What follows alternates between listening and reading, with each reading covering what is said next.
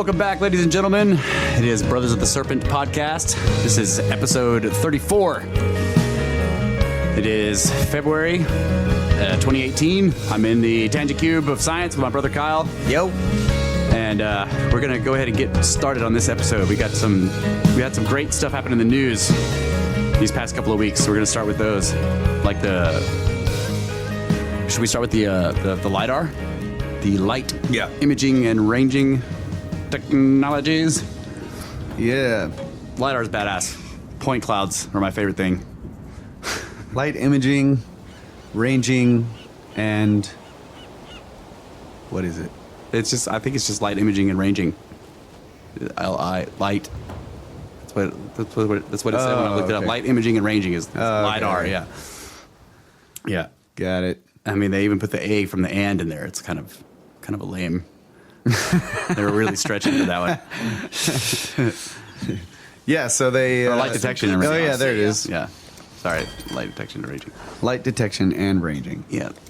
LiDAR. So, yeah, they Local. it's basically like...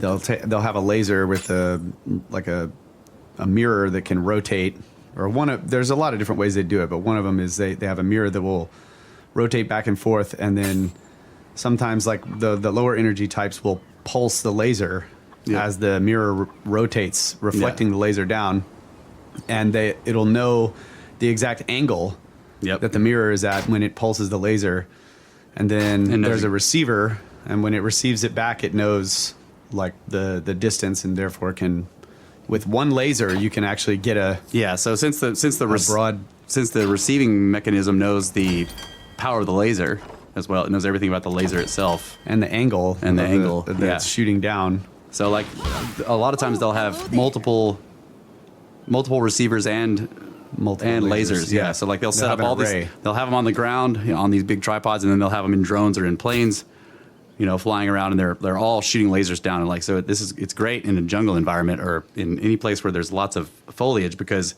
as the wind just kind of moves the leaves around, or where the lasers will sometimes pass through to deeper stuff, and then the detector will see that as another data point and add it into the point cloud. So you'll see all the trees and everything, but you'll also see the ground layers below it. And the sensors will also detect the intensity of the reflected light, right? And which computer programming can determine that something is like thin or transparent, right? Like a leaf.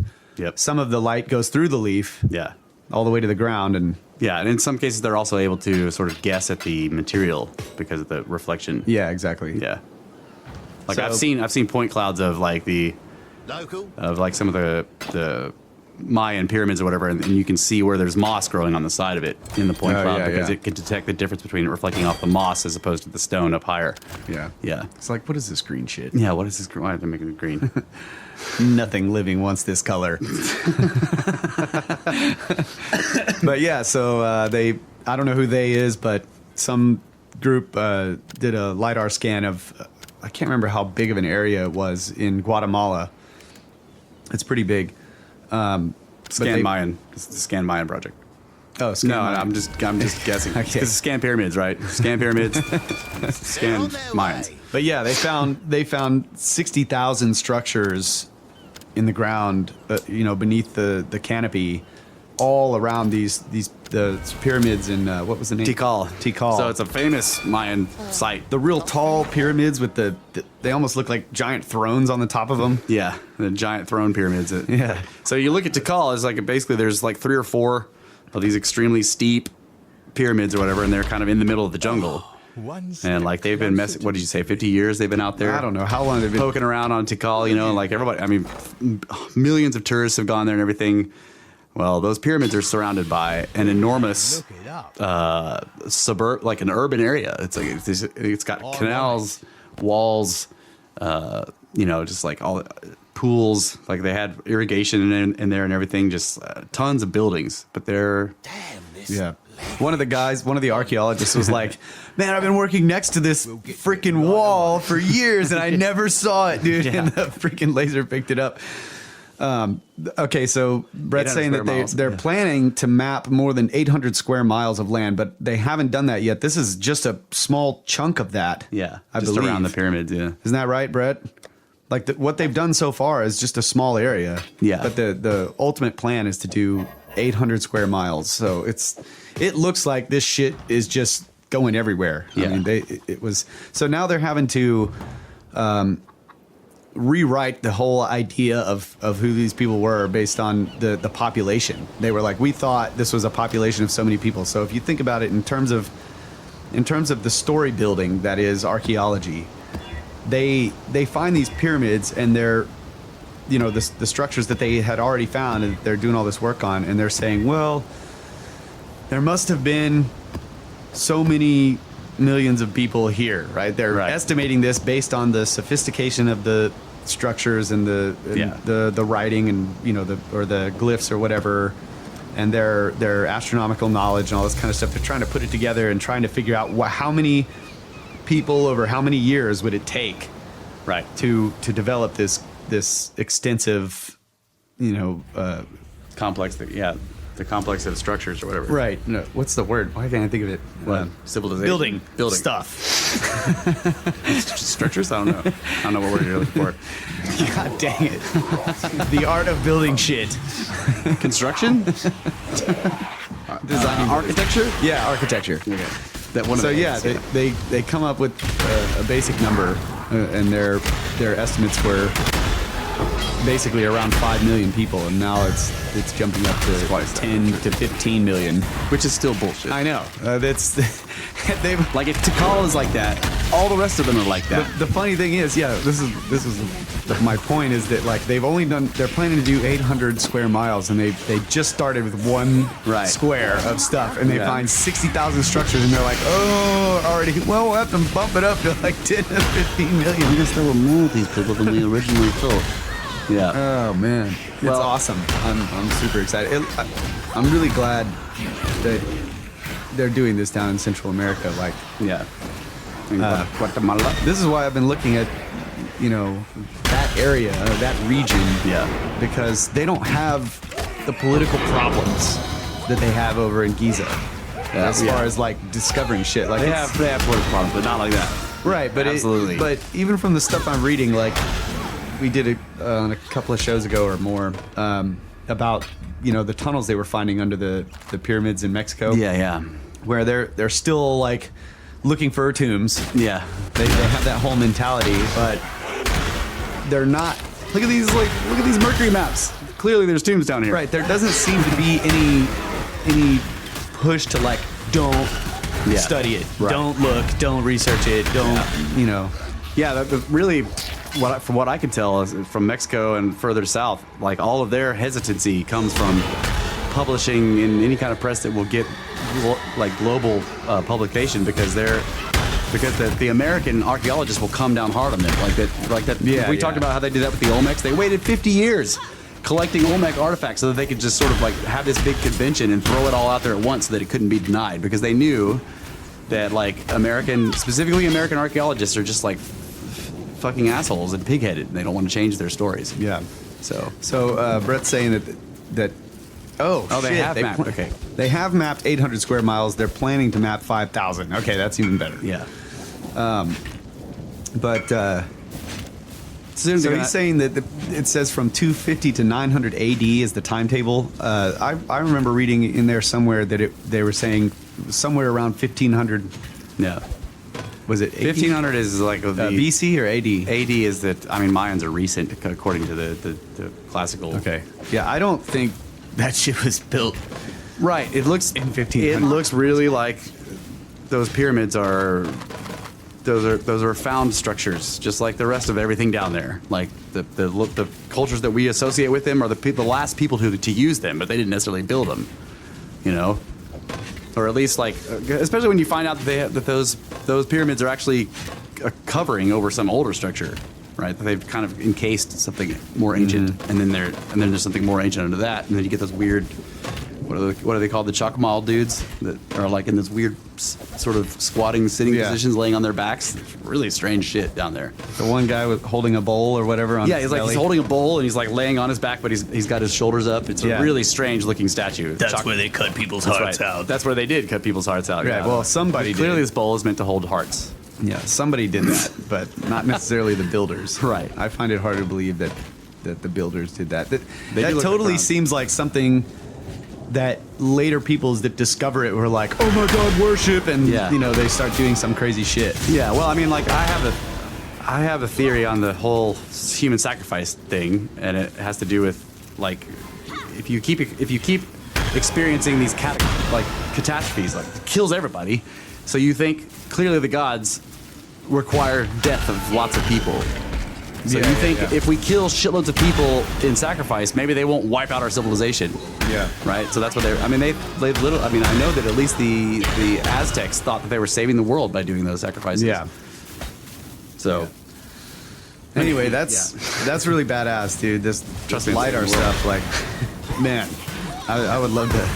Yeah, so 5,000 square miles. Get a hold of one of those. I know. Put it on a drone and fly it around. 5,000 square miles of LiDAR. Like, so, you can imagine from that in 10 years or so, maybe 15, the whole planet will be LiDAR.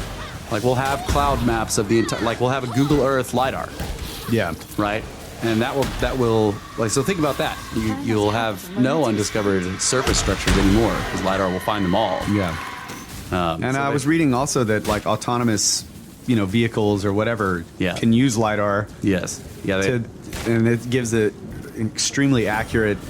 I was watching videos of like pre-programmed automatic drones where they basically the drone will go into a structure that's partially collapsed, where we don't know the interior either because it's falling, it's collapsing, right? What? Go ahead.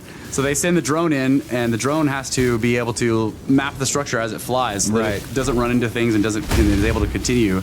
And so in the video they're showing like you can't see the drone, but you see the map that it's building as it's flying around. And it was badass, and it's using LiDAR.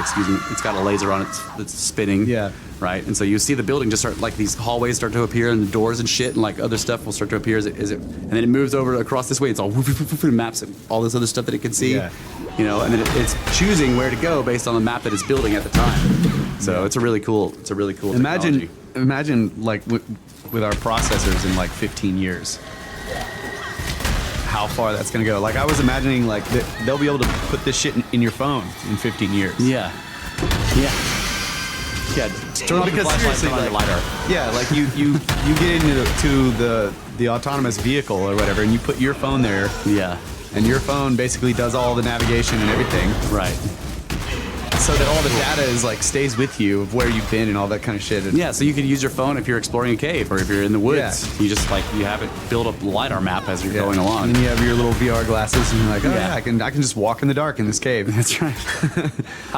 Brett says so they have mapped roughly 16% of what they intend to map, and already the scope of Mayan civilization has tripled. At this rate, the Mayan peak population will be increased by 2,400%. Yep. That's a good estimate. Like you can clearly okay. So this is the other thing I thought of. The first thing when you were showing me this article, you sent me the link. Greetings. I was like, okay, so this is going to make it a little more difficult for them to explain why these people stopped being Mayans and why they vanished. Like I'm sure all of you guys that listen, like I'm sure you've heard like the Mayans disappeared. Well, if you say that in certain places, people are like, no, they didn't. They're still there. They just live in the jungle. Okay, so then why did the Mayans who build stuff disappear, right? Or like, why did they just stop building things? Well, before this happened, when you said that, what people were envisioning was that these Mayans sort of walked away from the temples that they had made, right? They just walked away from the pyramids into the jungle. They're like, we're done with building these triangles.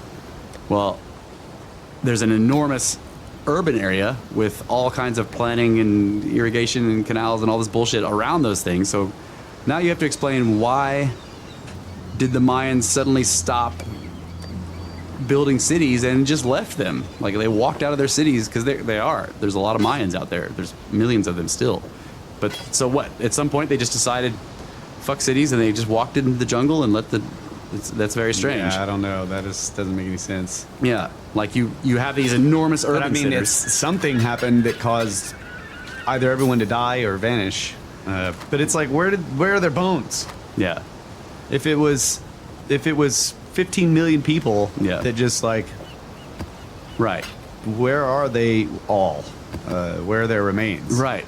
Yeah, that's what I'm saying. Something very strange happened that, like, the fact that people will. Oh my God.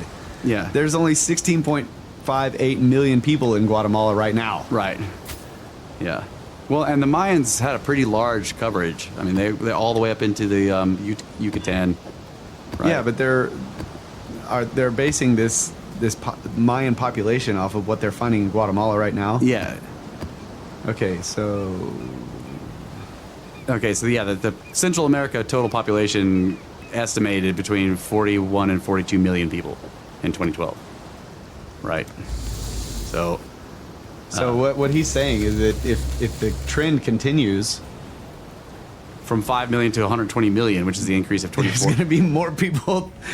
More people would have been there then than are there now. Yeah, and I think that's accurate, because if you look at the size of this city, that we don't have any cities in the middle of the jungle. All of our, we were saying before a couple shows ago, like everything's coastal. We don't build unless there's a river. Like, so there may be little towns and stuff, but really when you get away from the coasts in Central and South America, like I said, once you're 500 feet away from the coast, you're like in massive danger of disappearing and dying, and whatever. But there's like little villages, incredibly primitive, zero power. No, they don't have plumbing, all that kind of stuff. They're tiny villages that dot near the rivers and stuff like that. But there's nothing like enormous urban centers in the middle of the jungle. Yeah. So this is the idea. Yeah, the idea that the Mayans or whoever was living there before, if they had a bunch of urban centers all over the continent, then yeah, they would have had a much larger population than we do now down there. Yeah, and maybe the jungle wasn't there, Yeah, at least some of it. And then maybe they had technology to get water there or whatever. Yeah. It obviously was easy for them to build all of that shit inland. Right. Yeah. So there was a good reason for doing it. There was a good reason for doing Yeah. it. Yeah. Yeah. Like people And it was worship, bro. That was their reason. was yeah. Worship is always the best reason. Right. Like okay, so Israel is built in a really bad place for a city. Right? Relatively. Like there's no water there. You can't grow anything there. There's no soil. It's a rocky mountainside, basically. It's Mount Moira. It's a terrible place for a city. So you have to ask the question, like, why is Israel there? It's because of the platform, right? That enormous platform that's now people call it the Wailing Wall, or the mosque is up there. It's where the Jews thought the world began, the Hebrews, it's got the weird stone. Anyway, so the reason they put the city there is because of that platform, right? So the Mayans may have been doing that in some cases. I know I read about how they would build enormous centers around the cenotes, the big sinkholes, because they thought those were they led straight down to the creator god. They kind of have a rainbow serpent thing, like Quetzalcoatl is down there. Yeah. He lives beneath the waters, and that's why they would throw shit. I was reading what Brett was saying. Where is he is saying? this you're talking about? In Israel or in Yeah, so I was just saying, you're asking questions about why did somebody put a city somewhere. Like when we build cities in modern times, all of our cities are like on like river forks or at crossroad, like a lot of cities were built based on railroad tracks. port cities, basically. Yeah, but there's ports. Yeah, so everything has to do with transportation and water. Right. Right. So we got all along the coast, there's cities, and it's populated all along the coast. But inland, it's on rivers, right, or in valleys, or in passes, places that have to do with transportation. So if you find a city in a weird place like Jerusalem, it's a weird place for a city. There's you can't grow anything. It's all rocky. There's no good soil. There's no water. There's no water source. There's no river. There's no spring. It's obvious that it's a very ancient city then, right? Yeah, but there's no known water source, period. Like there's never been one. Okay. It's on, like Mount Moira, it's like kind of on the mountain, and the reason it was there is because of the fucking platform that was up there. Yeah, but in, let's say, a different climate, there could have been a lot of rainfall there, and there would have been basically springs and all Maybe. that kind of shit. Yeah, maybe. So where we live, like we we have a couple of years where it rains a whole lot. All of these springs start bubbling up out of the ground. Yeah. So you can imagine, like, there's Indian mounds on all these dry creek beds and shit. Yeah. So they lived there, but they couldn't live there now. But if we were still living there, you'd be like, why are you still there? Well, this is because we found this mountain. Yeah. So that's what I think happened. Like, the platform was built when it was a good place to make a city. Yeah. And it after that, which was basically all in the Holocene, after the end of the Ice Age, it was not a good place to have a city, but the platform was there. Mm-hmm. And the platform was, I mean, like, if you go, you know, if you just take the biblical history that they give of Jerusalem, they always had water problems. So, like, the whole time that we know of, like, in the modern, I guess what you'd call the modern or civilized age or whatever, we didn't have a good reason for a city to be there except for this very ancient structure. Yeah. That was, and also the fact that the Hebrews believed that the tip of Mount Moira that sticks up through the platform was the beginning. That's the foundation stone of the whole planet. Like, you know. That's cool. Yeah, that's what's underneath the mosque up there. So, yeah, and Brett's pointing out that the closest body of water is the Dead Sea, which is a terrible source of water. Right? It's like desalinization. Yeah, like you can't even dive in it. You dive and float on the surface. And it's like it doesn't have any life. It's Dead Sea for a reason. So yeah, so when just going back to what we were saying with the Mayans, like, I would be interested to find out why they chose the sites for their cities. Yeah. You know, aren't there a bunch of or a number of like these springs, these natural sort of artesian wells there? the cenotes, are you talking about? I guess they found like all kinds of stuff like that. They dove down in there. Yeah, like All kinds of shit. Like the whole Yucatan Peninsula, plus a bunch of stuff around it, was shattered by the impact of the comet thing that killed the dinosaurs. I mean, it just, like, that entire shelf right there was like, when that impact hit out in the Gulf, it just fractured all that rock, and so it is full of enormous caverns and humongous. Oh my God! Right, so like water from the ocean went pouring through this shattered rock, and like has been digging out for a long time, ever since the dinosaurs are dead. And so, like, that's why there's these enormous sinkholes. Dinosaurs are not dead. It's probably true. Greetings. Yeah. So the cenotes, these huge, you know, you're in the jungle and you come out and there's this enormous hole that goes straight down into the rock. And I mean, most of Mexico and Central America has this problem still. Like, these enormous sinkholes just appear in the middle of their cities. Like, I've got pictures of that. Where, like, you know, you've got this big sprawling city and there's just this gigantic hole. And obviously it's swallowed several blocks, you know, of buildings. And it's just right in the middle of the city, and it just goes. You can't see the bottom, and it just, yeah, it's pretty scary. But the Mayans and other cultures there sort of worship those because they'd have water way down in there, and they believed that the serpent, the creator serpent, Quetzalcoatl or whatever they would call him, Kukulkan, lived beneath the fresh waters of these springs and stuff. Maybe their pyramids were symbolic plugs. Like plug-in holes. They built them next to the holes. Yeah. It's like they took this out of the hole. Yeah, we took these out, and now the hole's open, so we can talk to the snake. Yeah. I liked your idea that they were thrones. Like, really, Yeah, when you that's look what at it those, looks like. when you look at those, it looks like you can imagine like a very big dude could sort of walk up those steps. You know, not the little bitty ones that are in the middle, that are for people. The big steps that are the different levels. He could go, and then he could sit down up there on the temple at the very top. Looks like a fucking giant seat, a throne. Yeah. The door between the legs, like for understanding. Yeah, that's right. You go in here for understanding.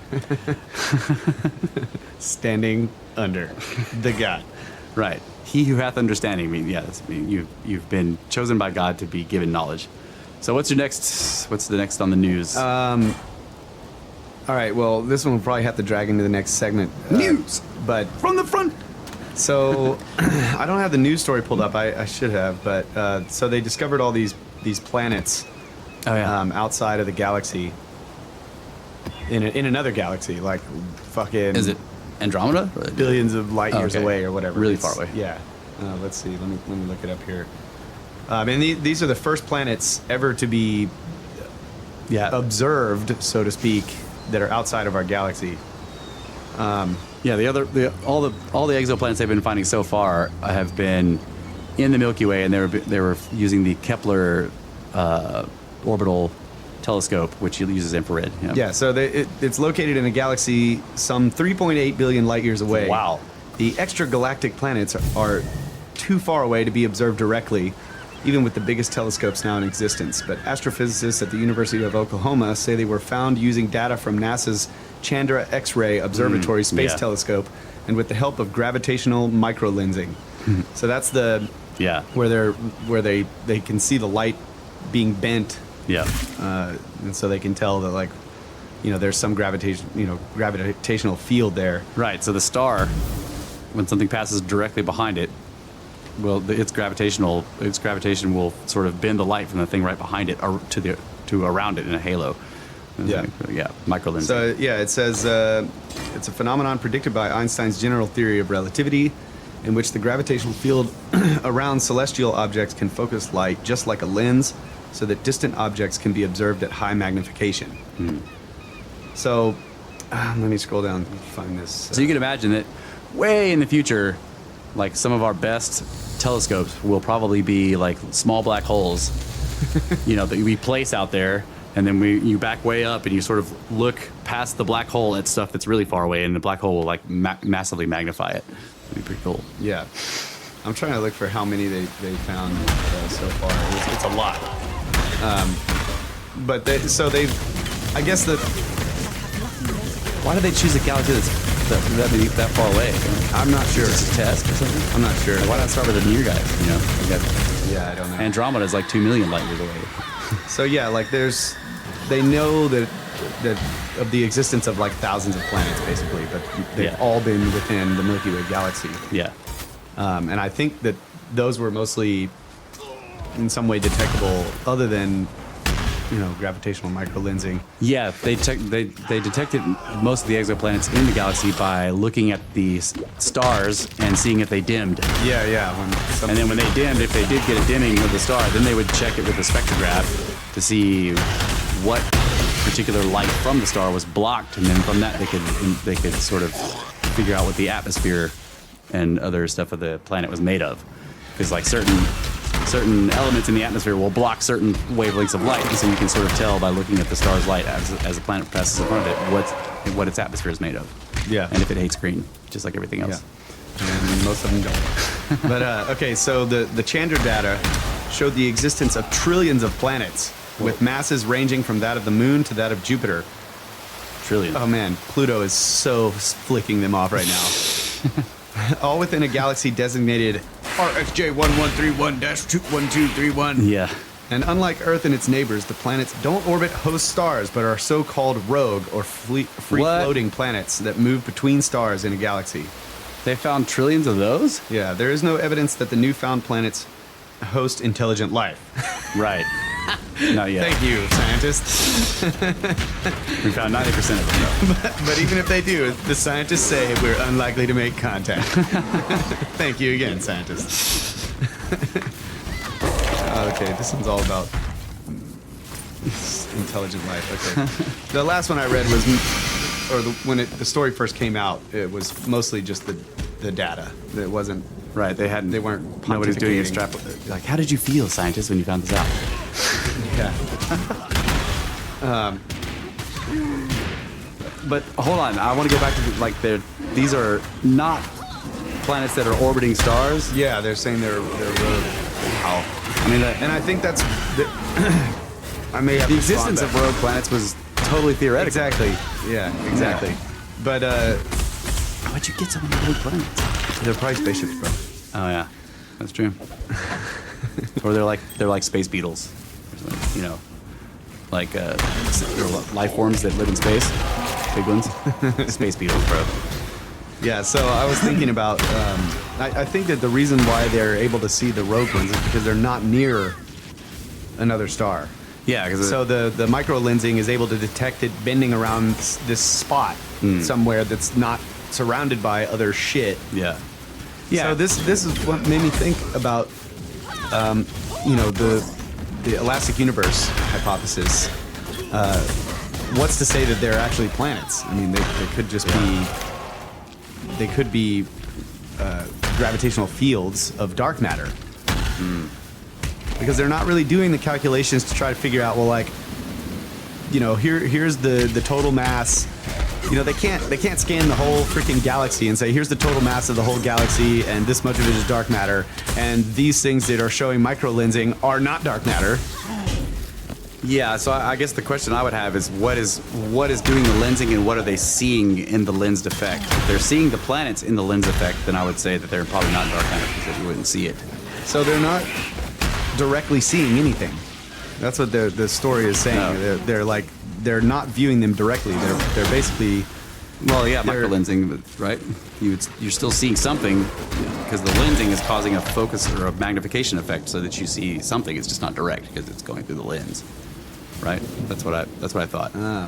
So they're seeing something. I don't know what they're seeing though. Like what you just said, I thought, okay, so what, are they thinking that these rogue planets are doing the lensing, or is the lensing happening from some other structure like a, you know? Okay, so the lensing is basically a magnifying glass allowing them to see it, because they're saying they're not actually seeing it. They're using data. They're not getting any visual. Oh yeah, okay. So they're using data from the Chandra, right? The Chandra is a radio telescope, so we can't see it. Period. It's radio waves, but it's going through. If something is being gravitationally lensed, which means that gravity from something is causing a magnification lens effect. It's saying it identifies gravitational signature of planets. It's not actually like showing a planet. They're not seeing. So it's microlensing the gravity of the planet somehow. I guess. Now I'm confused. That's what I'm saying. Like they've said multiple times in the stories that I read that like we did not actually see them. We just know that they're there because of the gravitational field. Okay. It's causing light to bend. Or whatever. Okay, so it is the gravitational field of these things that's causing the light to bend. Supposedly, yeah. That's what I think. That's what they're saying. Okay. I'm guessing because, of course, reporters are what I'm reading. Right. And they don't know what they're talking about. They just start throwing words in there. Gravitational lensing and rogue planets and 5 trillion. Space. Anyway, I thought it. Well, now I want to get to the bottom of it. I got to find out. I got to figure this out. So maybe we'll take a break, and I can figure this out during the break. We can take a look at the break. Yeah, I have. You go ahead and look that up. I've got this other thing that I want to tell everybody that. Go for it. So I just found out.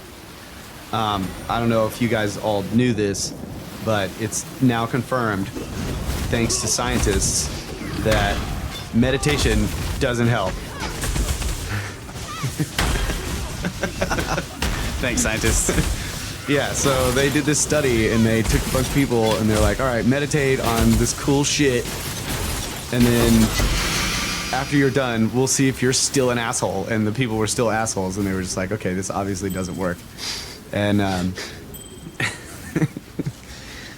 yeah. Wait. It's to see if you're still an asshole? Yeah, basically they're like, meditation does not make you less aggressive and less of an asshole. It doesn't really help you not be an asshole. So therefore it doesn't work. Right. Hello. That's pretty much. And then they started saying, Go with courage. they were saying that these previous tests that showed that meditating helped people, kind of calm down and not be assholes, not be so aggressive, not so quick to anger. Those studies were done by psychologists, and the guy doing the psychology was included in writing the paper, and so that paper must have a bias. Right. Because psychologists aren't real scientists. Soft science. Obviously, the guy doing the study was a meditation guide. He was the guide in meditation. That's what it was. That's okay. Yeah. So clearly he's biased. Yeah, clearly he wants the meditation to show that these. What is he saying? Let's test assholes and only assholes. That is the least scientific method I've ever heard of. Yeah, it's a funny thing. Like with these scriptards, dude. Like in some cases, they will flip out on you because you didn't get the experts in the field, and in other cases, when you did get the experts in the field, they're like, well, they're clearly biased because they're experts in that field, so we can't take their word for it. right? Like you go get the meditation expert to do the meditation study, and they're like, well, no. Like if the study produces something they don't like or whatever, they're like, no, he was a meditation expert. That means he's biased towards meditation. Yeah. We can't take his word for it. Exactly. Yeah. I'm trying to pull this up now. I'm gonna have to bear with me here. I was driving to work, reading all these news stories. Death driving. No, because I was. Oh, look, this is how I was reading them. Yeah. Oh yeah. Oh, okay. Here's the headline. Meditation doesn't make you a better person. Meditation doesn't make you a better person. Define better person. Yeah. Yeah. Doesn't New make you research suggests this widely held theory that meditation has long been touted as being able to make the world a better place may actually just be a myth. A team of scientists have found it does not make people more compassionate. So the Dalai Lama had claimed that, like, if every 8-year-old in the world is taught meditation, the world would be without violence within 1 generation. Wow. Lama. The Dalai. But it appears the respected monk could be wrong. Really? No. Someone could be wrong. For scientists have revealed the trendy Buddhist practice does not make you more compassionate, less aggressive, or less prejudiced. They didn't say that. But meditation, incorporating a range of spiritual and religious beliefs, has been touted for decades as being able to make the world a better place. However, researchers from the UK, New Zealand, and the Netherlands, I wonder, have found meditation doesn't change how adults behave towards others. Let's see. All world religions promise the world would change for the better if only people were to follow its rules and practices. The popularization of meditation techniques in a secular format is offering the hope of a better self and a better world to many. In the early 1970s, Transcendental Meditation conveyed this message openly, announcing that the rising number of individuals practicing this technique would lead to world peace in the short term. They were a bunch of fucking commies. Yeah. Oh wait, we're not supposed to get political. Sorry. Well, the commies are gone, so we can, Okay, gotta hand to those commies, though. yeah, so the team of researchers reviewed more than 20 studies that investigated the effects of various types of meditation to make the conclusion.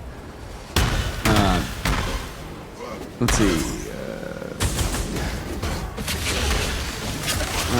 This is just funny. This is okay. It's like it's like the health people. I almost said.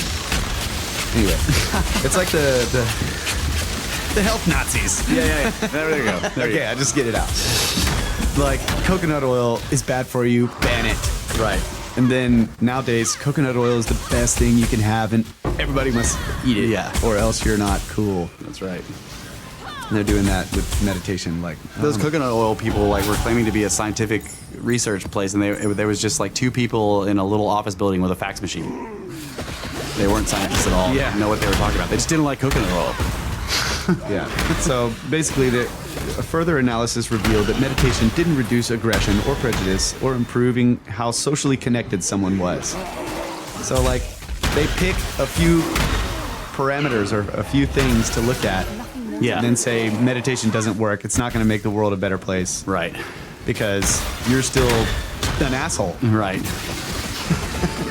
Right. So the criteria for They decided what the criteria Yeah. for a better world was. right. The criteria was you need to be less of an asshole. An asshole's kind of I've been called an asshole for doing things that I thought was nice.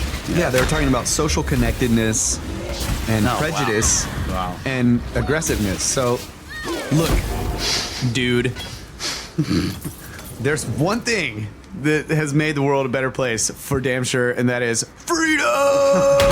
That's right. And you know what? If you want freedom, you have to be an aggressive fucking asshole. Yeah. Sometimes you do. Yeah. Yeah.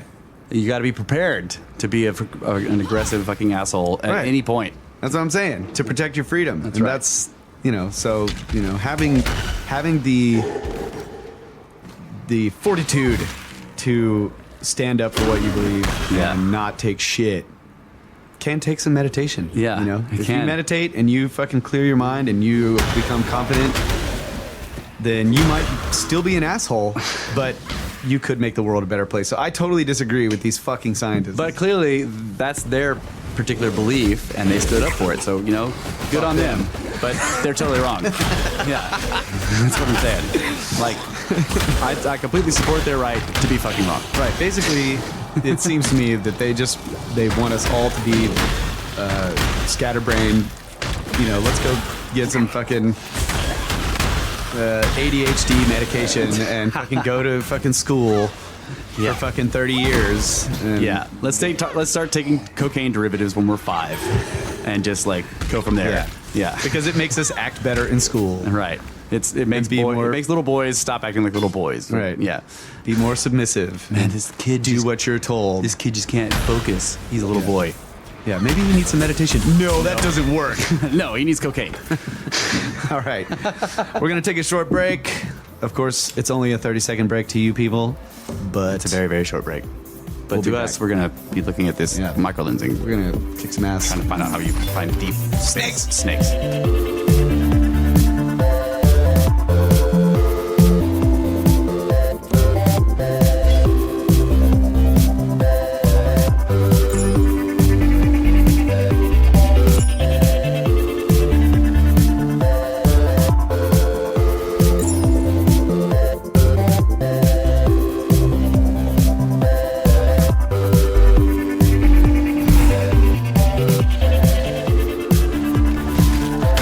Welcome back, Brothers of the Serpent podcast, coming to you live, but not from the 10x10x10 tangent cube of science. Always ready to kick some ass, take some names, and skirp some skirp derps. That's my favorite thing to do right there. Skirp derp and skirp derps. That's my favorite thing to do. That's my favorite thing to do right there. So yeah, you figured out what LiDAR is. Yes. Or not LiDAR, we already talked about that. Yeah, I did figure that out too. But Figured out what microlensing.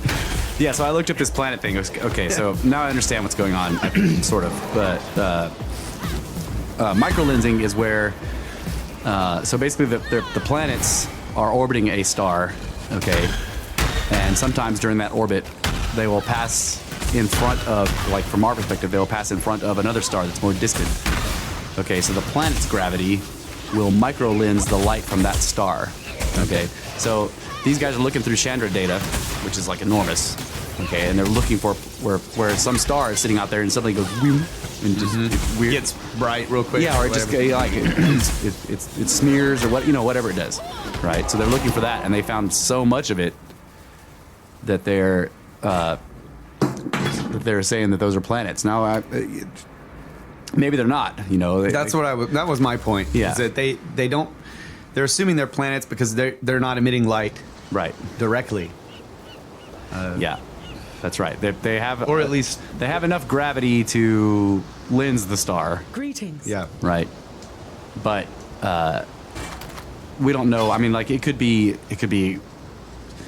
even any number of things. Because like really, like if you look at gravitational lensing, not microlensing, but if you look at gravitational lensing, what some of the best examples are from star clusters or galaxy clusters, right?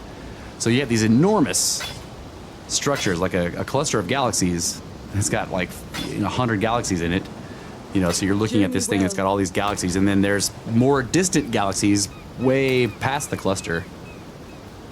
But the light from those distant galaxies comes up towards us and has to pass through the cluster that is between us and those distant galaxies, and the light gets bent by the gravity of the whole cluster into these long streaks around it. right.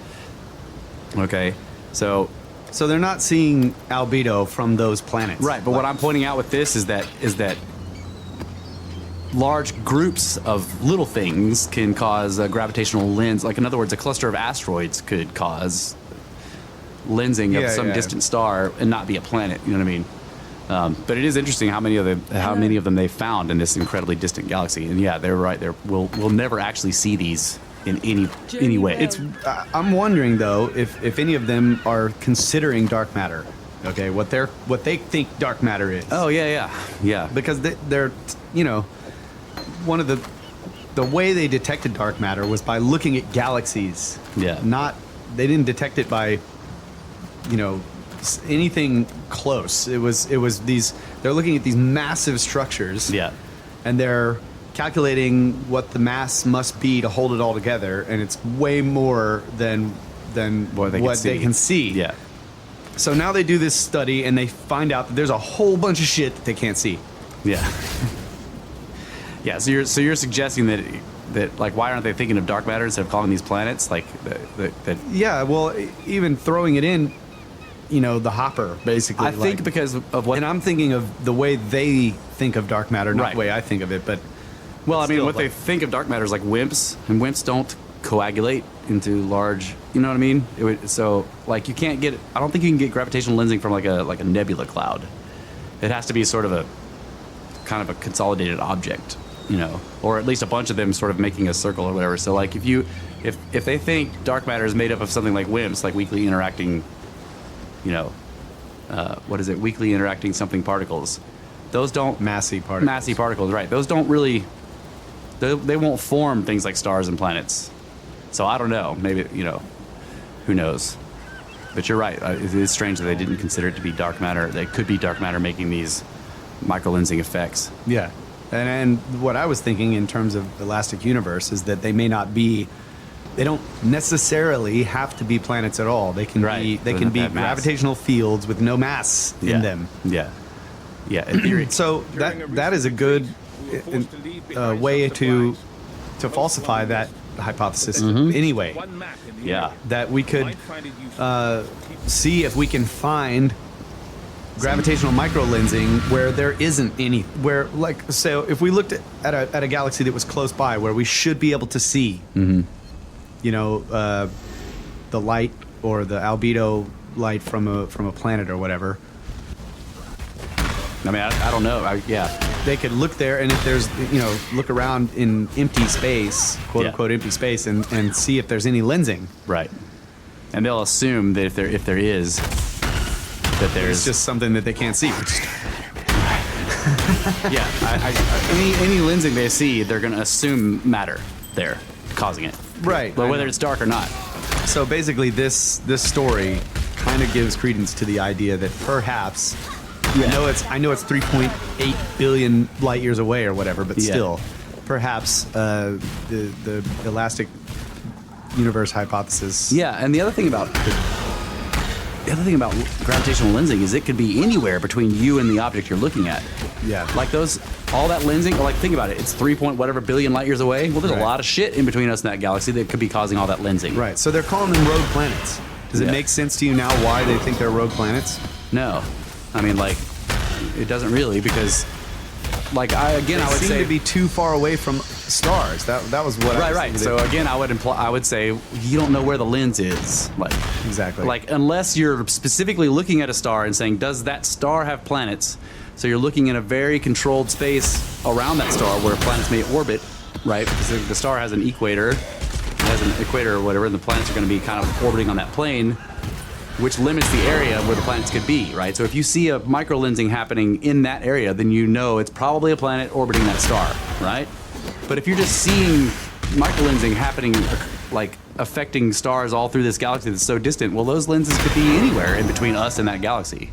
Yeah, exactly. But they're assuming that they're all in that galaxy. That the light. I guess maybe they might be able to know based on the relative distance of the bodies of light that they can see versus the lens effect. Like if it was too far close to us outside of that galaxy, it may not be able to collect enough light to focus to give them that lens. Right, the lens would be bending really, really dim, scattered light, and it may not. Yeah. Maybe it's beneath the tolerance levels of what they were looking at. Possibly.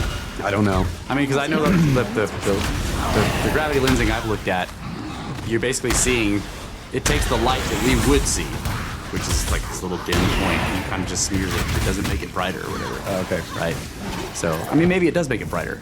I don't know. But it doesn't look like you're seeing something, you're not seeing a galaxy that's like really big and badass and more detailed. You're kind of just seeing it smeared, like, if you had a glass lens and there was a light source back there and you sort of saw it on the edge of the lens, right? Not Smeared out. necessarily brighter, but Right. It's just kind elongated. of whatever light you would have seen has been spread out in a weird way, in a weird arc. Yeah. and focused in that way. Yeah. Yeah, so it is strange. I would like to kind of look at the paper itself Yeah. and be totally unable to understand it. Yeah, Yeah. I love that. That's Yeah. great. So I have one of those actually. Yeah. All right, great. Lay it on us. I think this is the last thing on my list, and it's about global warming. All right. And bear with me here. It's cold in here. You cold? Oh yeah. I had it to put is. my jacket on. It's pretty cold. Took away the rug, bro. It's cold now. So my favorite physicist, Richard Feynman. I just like randomly was like Richard Feynman, global warming. I looked it up, and sure enough, there's this story, and it's crazy, but the story was written. This was published on April 3rd, 2017. So somebody found this in his archives of lectures and was just like, bam! this is like you and Tesla, right? It's like, why is this stuff being published right before you go look for it? But I'm gonna read this. It's confusing to me, and I'm like still trying to. There's a lot of these things, these terms that he's talking about. I'll give you the gist. Yeah, let's hear it. Well, I'll go ahead and read it. Okay. The great physicist Richard Feynman adds to three other giants of physics, Maxwell, Clausius, and Carnot, or Carnot, I don't know, who have explained the quote-unquote greenhouse effect is solely a consequence of gravity, atmospheric mass, pressure, density, and heat capacities, and is not due to trapped radiation from IR active or greenhouse gas concentrations. Yeah. In his paper, Feynman gives his thought experiment Go example. with courage. He clearly states in the 6th paragraph, they're referring to his lecture. Yeah, his paper. Okay. It is, quote, in thermal equilibrium, unlike our atmosphere. He's pointing this out because the guy writing this story is pointing that out because he's wanting to say straight up, like, he's giving a thought experiment using, you know how scientists will use like a simplified model of something. So he gets rid of a whole bunch of things about our atmosphere real quick just to talk about about heat, trapping heat. So he said it's in thermal equilibrium, unlike our atmosphere. Feynman explicitly states in that same paragraph that this thought experiment is, quote, without the winds and other kinds of disturbances, including convection, which he later shows completely dominates radiative convective equilibrium, thus discrediting the supposed CO2-focused radiative greenhouse gas effect. Feynman begins to explain in the 7th paragraph and for the remainder of the entire paper why our atmosphere, and he only assumes the atmosphere is comprised of non-greenhouse gases, N2 and O2, is not an isothermal atmosphere due to the thermodynamic work done by gravity upon all gases. So I don't know what an isothermal atmosphere is, but anyway, he says only one 33C greenhouse theory can be correct. Either the 33C Arrhenius radiative greenhouse theory, the basis of CAGW alarm and climate models, or the 33C Maxwell Clausius Carnot Feynman gravitothermal greenhouse effect. Okay. Since if both are true, the surface temperature would be an additional 33 degrees Celsius warmer than the present. Wait a minute. 33 degree. What? Yeah. Okay, so this is hard to follow. No, this is cool. I'm following it. Okay, he goes on and on. Feynman does not make a single mention of radiation, radiative transfer, greenhouse gases, CO2, nor does he derive any radiative transfer equations to derive the atmospheric temperature profile, and instead utilizes the barometric and statistical mechanics formulas necessary to describe the gravitothermal greenhouse effect of Maxwell et al., who he quotes extensively below. So he demonstrates that the conservative force of gravity does indeed do continuous thermodynamic work upon the atmosphere. A common false argument by those who do not accept the gravitothermal GHE theory is that gravity allegedly can't do work upon the atmosphere. Wow. So they think that gravity's not doing it. And like, I've listened to a bunch of Feynman's lectures about heat and all this stuff. And heat is basically the motion of atoms. Yeah. It's how much they're jiggling around. Right. They're jiggling. Yeah. So he'll describe a situation with the, kind of like the pool balls or whatever, or like with a piston. Yeah. And the piston's moving down, compressing, and there's like molecules in there, and they're all just kind of cruising around. And as the piston moves down, the molecules that are going towards it bump into it, and then get sped up Yeah. by it, and there's less room for them to go, so they run into other ones, and Friction. yeah, they all start going fast. Yeah. Because the piston's continuing to move towards them. And then as the piston, like once it gets down there, it's all getting hot because they're all hauling ass. Right. Then as the piston moves away, it's pulling away. So any atoms that go towards the piston, when they bounce off, they're going slower than they were going before. Right. And so they don't hit as many other atoms as they were before. And eventually it's cool. It cools Yeah. down. It gets cold. So as far as I got with this, aside from all the other terminology, is that basically what Feynman's point is, this idea that we have radiation trapping because of a gas that's like not allowing energy to escape. And when we're talking about energy, heat, we're just talking about motions of atoms. Right. Being fast. And the stuff they're not allowing to escape is the sunlight, the photons from the sun. Right? Like the whole idea with the carbon being a greenhouse gas is that we know that if you put carbon in front of a light source, that light source contains the entire electromagnetic spectrum, you can tell that there's carbon there because some of that spectrum will have been blocked by the carbon, right? Yeah. So it absorbs it, okay? So the idea that carbon is a greenhouse gas is that we know that it absorbs this particular part of the light. So the idea is that the sunlight will come down, and then when it bounces off and tries to go back out, it can't get out. Right, but when it can't get out, so let's just say that the idea is if those things can't get out, what's the result? Yeah. Heat, right? Yeah. Which is atoms moving around faster. Right. So his point is that, at least I think, is that idea that is what causes the temperature of the atmosphere to be what it is bullshit. It's gravity. Gravity is the piston that's pushing down on the atmosphere, always compressing the atoms. Yeah. So perhaps, I guess, thinking about it in the way that you're describing, where these photons come down and they run into shit, and so they speed up some atoms. Yeah, some of the wavelengths get absorbed, yeah. Right. And so their speed, I don't know, I guess... Also, isothermal is an isothermal process is something that changes a system without changing the temperature. Oh, okay. All right, I'm just going to, before I start fucking armchair theorizing here, let me get to these. This is a direct quote. Thus, the temperature is a function of and an effect of gravity / molecular mass, not the other way around. From greenhouse gas, quote, radiative forcing or back radiation, irradiance or back radiation from greenhouse gases is in turn a function of the fourth power of temperature. By the Stefan-Boltzmann equation. Boltzmann. Not the cause of the temperature to begin with. So he's saying, I don't think temperature is a function of anything. Everything is a function of temperature. Yeah. Solid mass starts glowing at the same temperature, the Draper point. That is confirming that emitted power and temperature is a general independent relationship, and the emission is dependent on temperature as well as absorption. Yeah. So anything, once you get it vibrating enough, is going to start putting out visible light, no matter what material it is, and therefore it starts to glow, all at the same level. yeah, there is no way around the fact that the only independent energy involved is temperature. Yeah.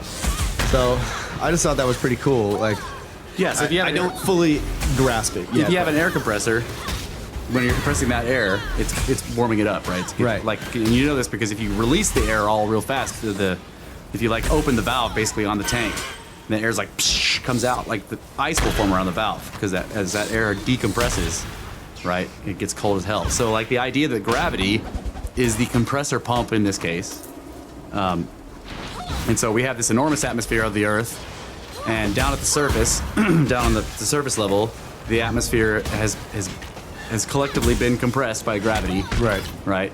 So that's why it is the temperature it is. In other words, if somehow the Earth gained mass, we would be able to have a bigger atmosphere, and it would be hotter at the surface because the pressure would be higher. Yeah. If mass is a function, or if gravity is a function of mass. Yeah. Yeah. Yeah. If the gravity increased, period. Okay, so I have a question then. This idea of greenhouse gas, and you're talking about not letting these photons, like the photons. Yeah, they're bouncing either around. absorbing it as they come in, or or absorbing them as they go back out. Yeah, either way. Okay, so figure this out. Like they're thinking that because if the photon is not hitting, if not running in anything, it's not heating anything up. Yeah. Right. So once it starts to run into shit, Yeah. it starts moving stuff. Yeah. And then it gets hot. So the greenhouse gas supposedly is a gas that Absorbs more photons. it's getting hit by more and more photons. Or like it has the ability, like in other words, like a lot of times a photon will hit an atom and that like an electron will jump on the atom, but then it immediately releases it and the photon goes off again. Right. Okay. So like the greenhouse materials, the greenhouse elements or whatever are able to retain they're able to keep it sort of. They can hold it, you know, and they'll release it later. But the idea is that it contains the heat within the system.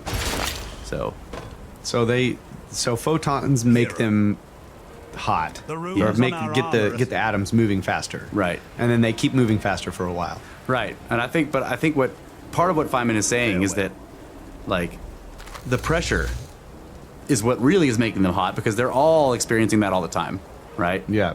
Yeah. So I agree with that. Like what did you say at the beginning? Like it gets colder as you go up. Right. Yeah. As the pressure goes So down. in what system, right? Like you have this idea that cold air falls or cold falls and heat rises, right? Yeah. Cold is less buoyant than hot air, or cold gas is less buoyant than hot gas. Right.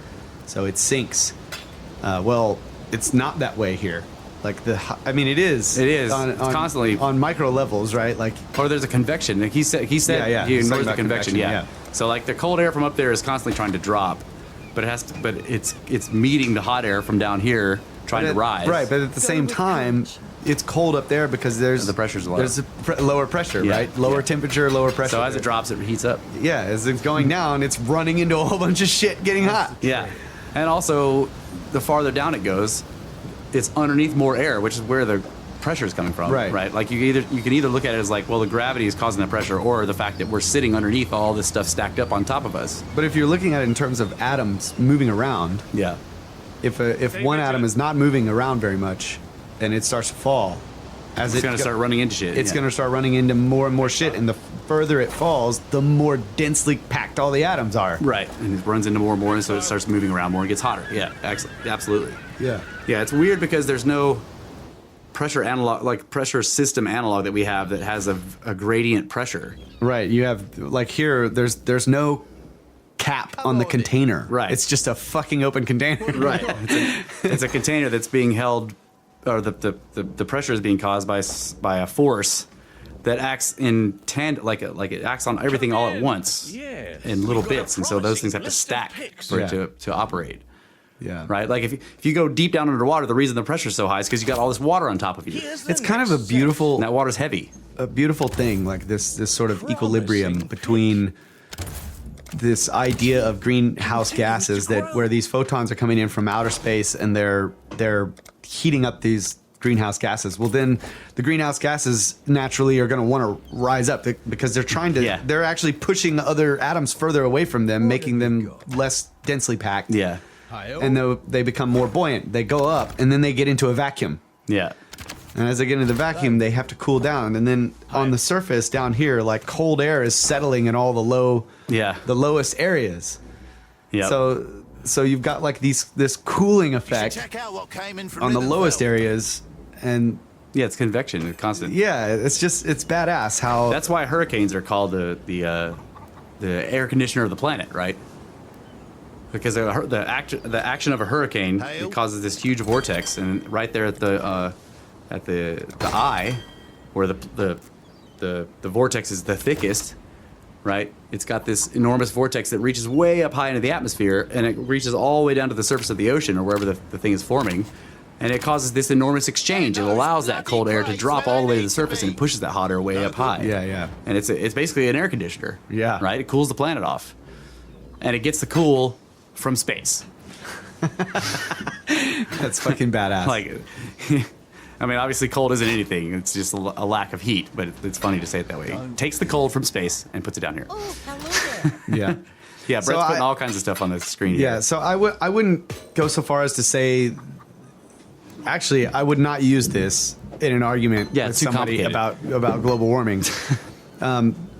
the way I look at it, and we've talked about this before, is that the climate changes, and that is whether or not we're here. Yeah. The climate does not give a fuck who's here. Right. Like it's too big. Yeah, it's too big. But in any case, the basis for all of the current global warming climate data is this idea of the greenhouse effect based on greenhouse gases. That these gases are collecting the heat, trapping the heat, and that is the thing that's causing this quote unquote global warming. So if you look at it like, well, the globe goes through warming and cooling periods. Okay, we know this. We know this already. We've had ice ages, and we're in a warmer period now. Yeah. That's one way to think about it, to just kind of like get rid of all the minutia. But then if you also realize that this idea of greenhouse of these gases that are trapping heat being the cause, according to the climate scientists, that is actually a theory. Yeah. Yeah. Which is what there actually is an argument going on that we're not hearing about in the media ever. Yeah. Okay, I see what you're saying. Yeah. That there are like some of the most famous physicists in the world have totally disagreed with this fucking idea. Yeah. Well, you can question the theory of greenhouse gases, just like you can question the theory of gravity by jumping out of a fucking window. I just think it's important, whether or not like I fully understand what they're talking about, or whether or not Feynman, that I could say, oh, because I trust Feynman, he's right. He's been wrong before about shit, and he's admitted it. But it doesn't matter. The point is that we're not given the idea. It is not portrayed in the media that there is an argument at all. There's no debate. It's science. And there's no one even talking about the idea that greenhouse gases are trapping heat and a major cause of heat staying here or not. That's actually a theory, dude. Right. I mean, to me, like, I think that's cool because, like, I don't know, like, why haven't we thought of this already? Because we deal with pressure and stuff all the time, and we're always talking about how you compress it and it gets hot. But like for me, the end of that whole argument was like, once I realized, like, okay, if you take the sun out of the equation, just imagine Earth and everything, and like you just kind of, the sun just disappears, right? The Earth continues to go around the spot, but there's just no sun. What happens? The Earth drops to absolute zero. All the gases freeze, and you have no climate. It becomes a solid, unmoving. All the atoms are at absolute zero, the cold of space. They don't vibrate at all. Okay? So, to me, that is like, it doesn't matter what gas you've got. If you remove the sun, there is no greenhousing of anything. Yeah. Right? So in other words, it's the sun that it's the reason. The reason we have an atmosphere of gas is because the sun is there to keep us warm enough for that gas to not be a solid. Be a gas, yeah. Yeah. Okay? So like the idea that some of those gases in there are causing like catastrophic changes on the planet in terms of temperature, when all of our temperature, anything above absolute zero that we have on this planet, is because of the sun. Like, in other words, like the gases are like, they're not even secondary. They're like third or fourth or fifth effects. Yeah, like, and possibly not really an effect at all. Yeah, I'm just saying, like assuming that there is greenhousing, because we do know that like water vapor in the atmosphere is a major greenhouse effect. Like that is the biggest greenhouse, and they don't talk about that either. You know, like a cloud over top of you will hold in the heat. Like if you ever notice, if it's like it's going to be really cold, but you get a solid cloud cover, it doesn't get as cold. But if those clouds clear and you can see all the way up in space, it gets cold as fuck, right? Because those clouds are holding in the heat. So yeah, so I guess in that respect, like, because another thing that I've read is that water vapor is the biggest, like the largest volume of greenhouse gas that we have. It makes up like 98% of all greenhouse gases in the atmosphere. But we're not thinking about that in terms of catastrophic climate change, because that isn't useful. Yeah. There's like the other 2%, and then CO2 is like 0.2, or is 2% of that other 2%. So it's 0.2%. Yeah, and CO2 is, or it's 0.02% of all greenhouse gases. 0.002%. Yeah, because CO2 is a trace gas. I mean, 400 parts per million is what we're at right now. 400 parts per million. And what they're flipping out about is if we reach 450. So, like, if you had, what did Randall Carlson say? If you had a fish tank. Oh, shit. What? Brett. What is he nailed saying? it. Okay, Feynman is saying. Okay, so he was global warming. He was talking about two theories. Yeah, The okay. theory of greenhouse gases being the cause, or the theory of gravitic thermo whatever. Oh, that's what the isothermal. So what Feynman is saying is that if both theories are true, then the increase of temperature would be way higher, 33 degrees Celsius higher. So either pressure is irrelevant, which we know it is not, Right. Or the special gas. or theory the is special bull- gas theory is bullshit. That's right. Yeah. Okay. So he says global warming attempts to say that certain gases are special, and constant pressure and volume don't change, but the specific gases involved make temperature different because those gases have special properties. I see. Okay. So yeah. So Feynman is saying that if both of the theories are true, then the increase of temperature would be way higher. Right. So like we know that pressure causes temperature changes in whatever is being pressed, right? Global warming is basically saying that there are specific gases that are isothermal. Like you can change stuff about them, but the temperature doesn't change, right? And Feynman was basically saying, well, we know pressure has a big effect on temperature. And if both of these things are true, then the temperature rise would be massive. That isn't happening, so the special gas theory is bullshit. That's pretty bad. Thank you, Brett. Thanks, Brett. Yeah. I knew that cleared it up. I was telling Russ, like, I've got this thing and I need help because I was like reading the story over and over, and then I actually finally found the original Feynman paper. Oh yeah. Okay, and I haven't had time to read it, but that's Feynman says things and I understand it. Like Yeah. this guy who is talking about what Feynman says, he's probably doing a great job, but I didn't get it. Yeah. Feynman He just has a way of saying things that for some reason I'm just like, oh shit. Yeah, Feynman clearly had a gift of oratory, and I mean even in writing, he had a gift of communication. Yeah. Period. Yeah, but he was also a consummate materialist. So fucking. It's kind of an endearing fucking flaw. Anyway, we got to take another break. So don't worry, guys. Yeah. Global warming is bullshit. Yeah, so- Climate change is real. Yeah. But it's not because of us. Yeah, so basically what we need to try to do is be snakes because they're cold-blooded and they don't care. It's warm or cold. They just slow down when it gets cold.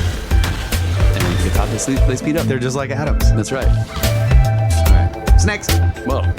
It's greenhouse snakes.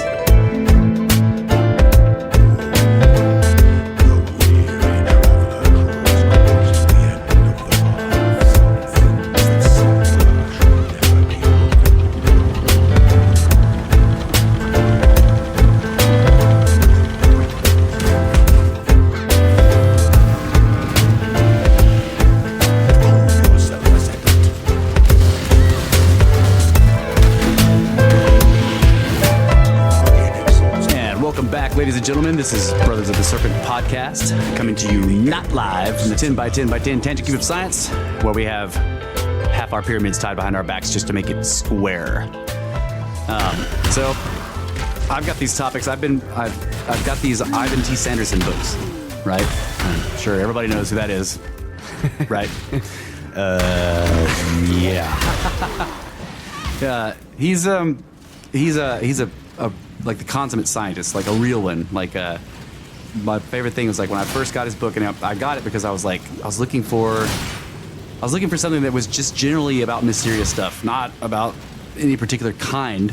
You know, not missing people. It's not about UFOs. It's just about anything, just mysterious shit. I just wanted a sort of a compendium, like somebody who's like looked at mysterious stuff all over the world and said, so here's just a bunch of weird shit. That's what I was looking for. And this thing came up. His book came up. It was like Unexplained is what is the title. And I'm like, The Unexplained. right. And I'm like, so you wrote a book about, so you didn't explain anything in the book. So Welcome back to The Unexplained. Is that guy? The guy that does that podcast, The Unexplained, his voice is fucking awesome. Oh, you're talking about And now we have some great people who have sent me emails on The Unexplained. Thank you. yeah, he's the British guy, right? He's got the same name as yeah, I know what you're talking about. He's got the best radio voice ever. Yeah. Check it out. The Unexplained. It's a great podcast. Yeah. So in the beginning of this book, The Unexplained, he starts out by explaining to you how he realized that the academic life was not for him, right? So he gets tenure or whatever, and he's at this, I can't remember which college it was, but he's at some university, and they're having a big meeting or whatever, and somewhere in the meeting, for some reason, so he's a biologist, like particularly he studies creatures, like he's interested in animals of all kinds, right? Mm-hmm. So they're in the meeting or whatever, and he mentions some flying snakes in Indonesia, right? And he's like, and like there's an engineer that suggests like kicking him out of the college for talking about bullshit, like, and he's like.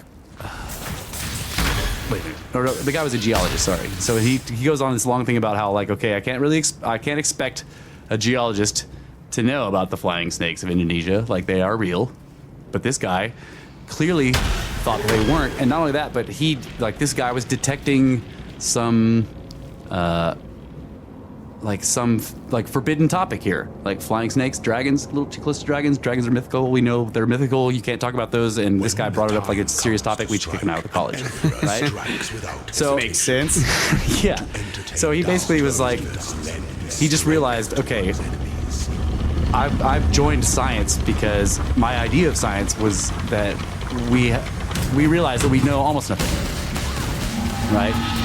But this college, this university, and academia in general is full of what he calls them stuffed shirts. These stuffed shirts that think that they know fucking everything.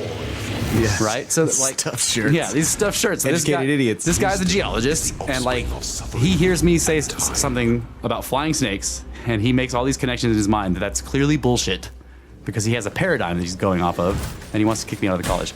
So that was the very beginning. He's basically like, science is about realizing that we know almost nothing. Right, and so I can't hang out with these academics because they fucking think they know everything. So he went into the field. He basically went to the head of the college, the dean, prepared to like quit. First he's gonna throw a huge. I quit. Yeah, he's gonna throw a huge temper tantrum, and like he had it all planned out because like somewhere in there he was gonna be threatening to quit and throwing a temper tantrum, but he's also gonna propose that he go and do field work, right? Yeah. And when he goes, he said he walked in and the guy was looking at him and kind of smiled and said, "I've been wondering when you were going to show up." And then that guy proposes to him exactly what he was going to propose. Like, I think you should go out in the field. So he does. Sweet. Yeah. And he talked about the difference between search and research, that science is primarily about the search for new information. Research is what you do back at the library, where you're going through all of other people's data from their searches and you're researching the information from their search. Oh, that's great. Okay. I like that. So he's researching. Yeah, he's like, fuck research. Not enough people doing the search. So that's what he spent the rest of his life out there in the field, all over the world, looking for the most anomalous shit that he could find. Like he basically, so a lot of the book is about that. Man, that sounds like a great book. Yeah, it was a fascinating book. I read it in like 2 days. And just like I couldn't put it down. So anyway, one of the anomalies, like he goes through all these different anomalies in here. Like he basically, at the very beginning of the book, after that, he shows you that what he calls the northern hemisphere long necks, okay, a type of animal. There's no question that they exist anymore. Like the debate over that has ceased. These things are real, and basically what I'm talking about is Loch Ness. The Loch Ness type monster, okay, which most people still consider to be a cryptid that's unproven. It's no longer like that. Like the first chapter, he does that. He's like, yeah, so these are real, okay, and he gives you all this data, and I was like, holy shit. When was this book published? When was that guy alive?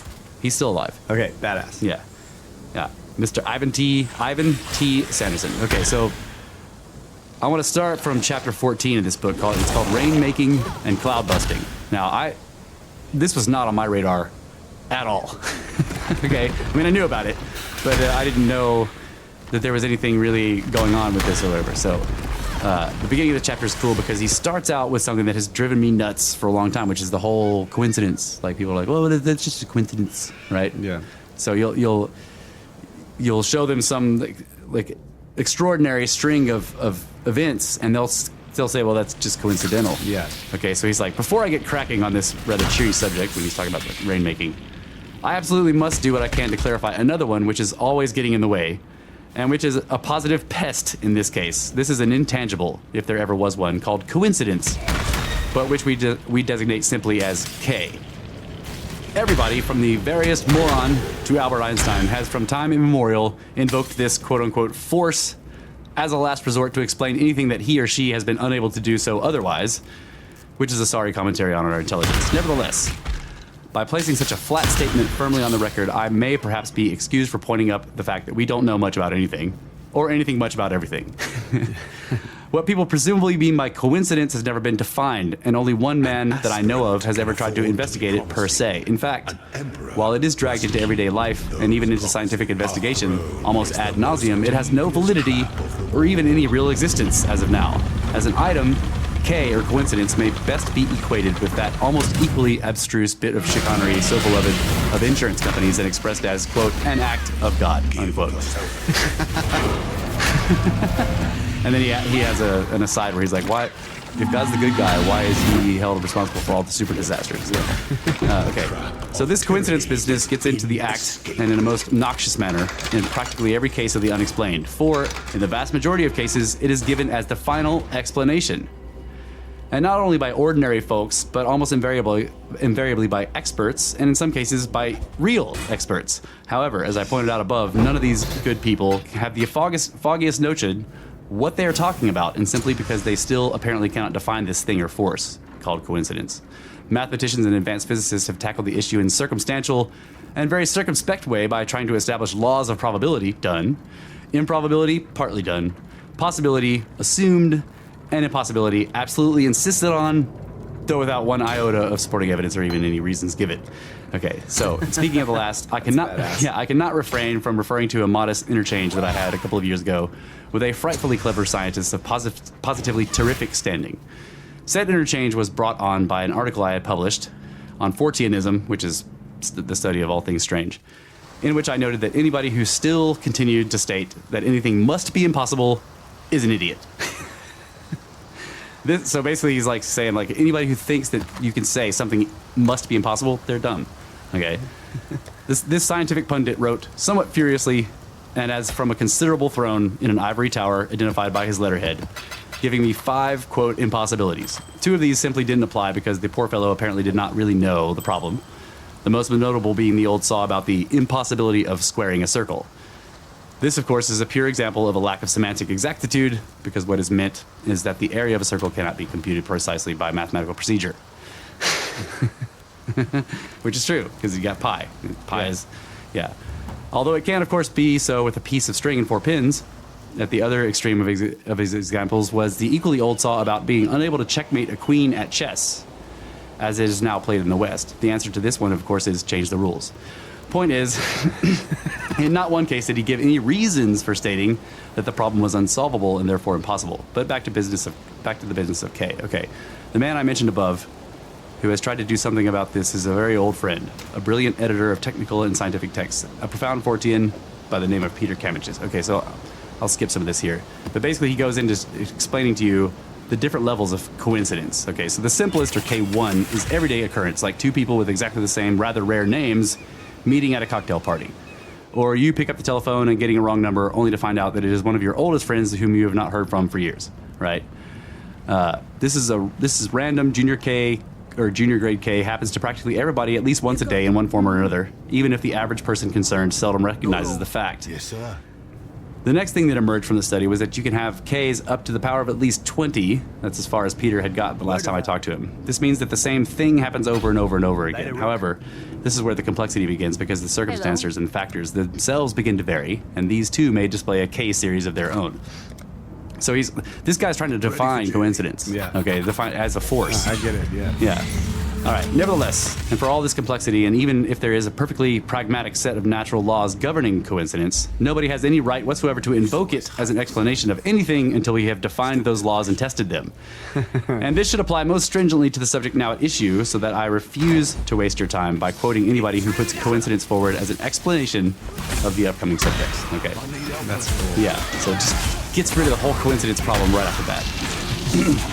Okay, so now to the subject here. Claims that rain can be artificially induced to fall are among the most persistent reports in both the written annals and the traditions of just about all peoples. There would now be, it seems, at least an identifiable reason for this belief, regardless of whether any such accomplishment was ever valid or not. Okay. Yes, sir. Let's see. So he goes through this very interesting thing that I was dimly aware of, but not really. I hadn't really read about it in detail, which was that there's a lot of evidence pointing to the idea that the original conceptualization of an idea of a god or a religion or whatever, of spiritual beliefs, was that the earth was the mother and the father was in the sky, and they knew this because rain caused life on earth, so it was the semen of God. Okay. Yeah. All right. So you have Makes sense. Yeah. So it's very simple, and it's profound. Okay. So like, because if you imagine yourself as a non-technological, sort of a primitive human, you're like, okay, water is totally heavy. It falls. How can it be up in the sky in enormous quantities like we get when we have a rainstorm? How does that even? How's that possible? Right. Well, it must be coming from God, right? Water can't sit in the sky, like. So when it falls, it's a gift from God or whatever. Yeah. And then we see that when it falls, it causes life. So it's the, it is like fertilizing the earth. Yeah. Right? Causing life to grow. So this guy, he goes through how this is connected to these rain dances and the idea of like you're praying for life. Okay. Yeah. So let's see. Okay, up until now, it has apparently been more or less assumed that the profession of rainmaking was a sort of generative myth of the people of the deserts and other drier areas of the Earth's surface where rain was either virtually unknown, unreliable in its incidence, or totally unpredictable. Naturally, any fall of rain, coincidental or otherwise, would be more noticeable in such areas. But it is now clear that the whole idea of rainmaking is just as prevalent and has been going on just as long in the moist and even the very, very wet areas of the world, such as the periphery of the Amazon basin, the Congo basin, and throughout the whole Indo-Malayan area. Okay. Nor is the concept any rarer in the damp western and northern tier of Eurasia. In these wet areas, however, there is a complementary claim made that is of particular interest to us. This is the insistence that rain can, conversely, be prevented or stopped. That's cloud busting. All right? So you have like the rain dance for the Native Americans, but cloud busting is where you do the opposite dance and make it stop, make it not happen. Okay, too much rain. That's awesome.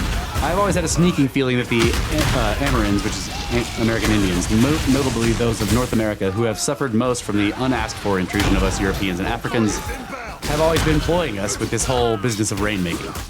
In support of this contention, let me cite the following little stories. Okay, so in Oklahoma, Apache Indians from New Mexico yesterday showed this drought-stricken area the power of their medicine dancing. They performed their ancient, quote, rainbow dance, a ceremonial for rain, at the American Indian Exposition on Monday night. The clear skies clouded over and a steady rain soaked the exposition grounds yesterday morning. 4 years ago, Kiowa tribal dancers performed their forbidden sun dance over the protests of Indian officials of the expedition. Their plea for rain worked just as rapidly as that of the Apaches this year. A deluge started the next morning and continued for 6 days with the disastrous results on the exposition's attendance. Oh, shit. 2. Las Vegas, Nevada. This desert resort will think twice about inviting the Jemez Indians again for El Dorado week. In the parade last Thursday, the New Mexico tribe did a rain dance. It has rained every day since then in this arid city, whose slogan is "Fun in the Sun." Durango, Colorado. Results. That's what the Navajo Indians get when they go after a good rain. Tribesmen sent here to fight a forest fire raging through the Mesa Verde National Forest gave a rain dance for the gods' pleasure. 2 days and nights of the primitive rites resulted in a downpour that greatly facilitated the work of fighting the fires. 4. That's what they need in California, man. Yeah, 4. I do not know whether this act was pro or con. He's like, I don't know if they were doing this as a good thing or they were doing it as bad. Yeah. 3 Pueblos did a brief ceremonial rain dance at the Gianni Food Fair at 1145 Market Street in San Francisco at 10 a.m. this morning on the 12th of December, 1960. And 2 hours later, rain fell all over San Francisco for the first time in 85 days. Okay, so events like this make me feel much better, is what he says. I have always felt complimented when I have been called an Indian lover, since I have over the years learned to truly love and respect these people. I have, incidentally, 16 Mayan Indian godchildren. They carry the wisdom of the ages, and although terribly fatalistic to our way of thinking, their sense of humor is delicious. They are gentlefolk, and I am not at all sure that they won't win out over us brash barbarians in the long run. Actually, a true and workable ability to make rain or make it go away is just the sort of gimmick that they might hold on to themselves, even after we have taken away all their land and destroyed their material culture. But I pontificate. So it is an odd but notable fact that rainmaking seems almost always to be accompanied by and induced by dancing. And not only among our Amerindian friends, the same crops up in West and Central Africa, in southern India, Indonesia, and among the Aborigines of Australia. The Yakuts of northeastern Siberia go through similar dreary and prolonged routines to get their autumn snows going on time. Nor are these the only chaps who seem to be able to put on a good act. Some of the popular accounts, and most of them seem to come from the normally rather stuffy news services, are often exquisite. For instance, tribesmen, the Bunduking in South Africa, plagued by a long drought, asked German missionary O. Brummerhoff to pray for rain. Nothing happened. So the tribesmen went off into the mountains and prayed to their own gods, and it poured. Then they complained to the local district court that missionary Brummerhoff criticized their action in a sermon. The tribesmen told the court that they had asked the Herman's mission to remove Brummerhoff, but the mission refused. So they asked the court to eject the entire mission from their territory, where it had operated for the past 82 years, and the court agreed. Holy shit. Meanwhile, in neighboring Swaziland, they reported once that during the South African tour of 1947, the King of England had a chance to meet a real autocratic ruler, Paramount Chief Sobhuza Dlamini II of Swaziland. With him was his queen mother, who, quote, commands the heavens, unquote.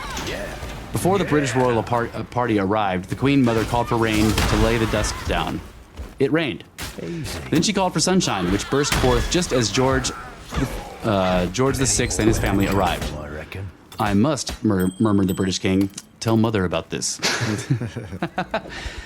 So dancing and incantation is not, however, the only method employed as an adjunct to this business. One other is best exemplified by a large block of soapstone, this is badass, weighing 2 tons, which was apparently shaped and then transported to what is now Siskiyou County in Northern California many generations ago by the Hupa Hurock tribal group that still inhabits the Klamath River Valley and adjacent areas. This is a massive flat-topped block with some 48 roughly circular holes apparently somehow ground into its upper surface. Its location was known to all the Amarins in that area, although it had been buried since before the coming of the white man. And it had been buried not only because it was greatly revered, but because it was considered extremely dangerous if left uncovered. Then one day in 1959, a road building crew inadvertently uncovered it. When the dozens of Huroks learned of this from a member of his band who was running the bulldozer, he immediately issued a warning to the local authorities. This was, of course, totally ignored. And perhaps rather naturally, since said authorities were palefaces. The old American Indian gentleman stated very simply that uncovering the stone would bring on excessive rain or even snow. And it did. 5 inches of the latter in one go, which was unprecedented in that area of mild oceanic climate at low altitudes at that time of year. By then, somewhat rattled, authorities reluctantly permitted the rock to be covered over with a thick layer of mud and clay, and its position marked. Then in 1966, some amateur folklore addicts uncovered it to take photographs, and they apparently banged on it because the next day, the disastrous floods got started that washed out most of the new roads and cleaned out all the gullies and creeks throughout the whole area. This time, the American Indians took matters into their own hands and buried the damn thing really deep and removed the marker. Their tradition had it that their ancestors, while bringing on rain when needed in dry spells, simply by uncovering this rock, had to be very careful because banging on it brought excessive rain and snowfalls that sometimes could not be stopped before they caused floods. But the real trouble was that the local deer used to climb aboard the rock and jump up and down on it, so allegedly producing the same results, and this is why they covered it. Okay, so then he goes through some stories about this is really weird. In the old song, the rain falls mainly in the plain, but in Costa Mesa, California, the rain falls wherever William Payne places his little clay replicas of an ancient Indian rain god, Cosijo. When Payne, an art instructor at Orange College, set the ugly little statues out in fields last November, Southern California got the heaviest rainfall in its history. On 9 other occasions when rain was needed, Payne put the little Cosijos in the fields, and precipitation ranging from drizzles to downpours resulted. Sure, I believe he brings rain, Payne told me when I talked with him at the college. My students believe it too, at least until after the final. If Cosijo was good enough for the Zapotec Indians of Old Mexico, he's good enough for me. The Zapotecs believed that if they placed stone likenesses of the god face up in the fields, they'd get rain, but according to their legends, the faces of Cosijo were good for only one downpour.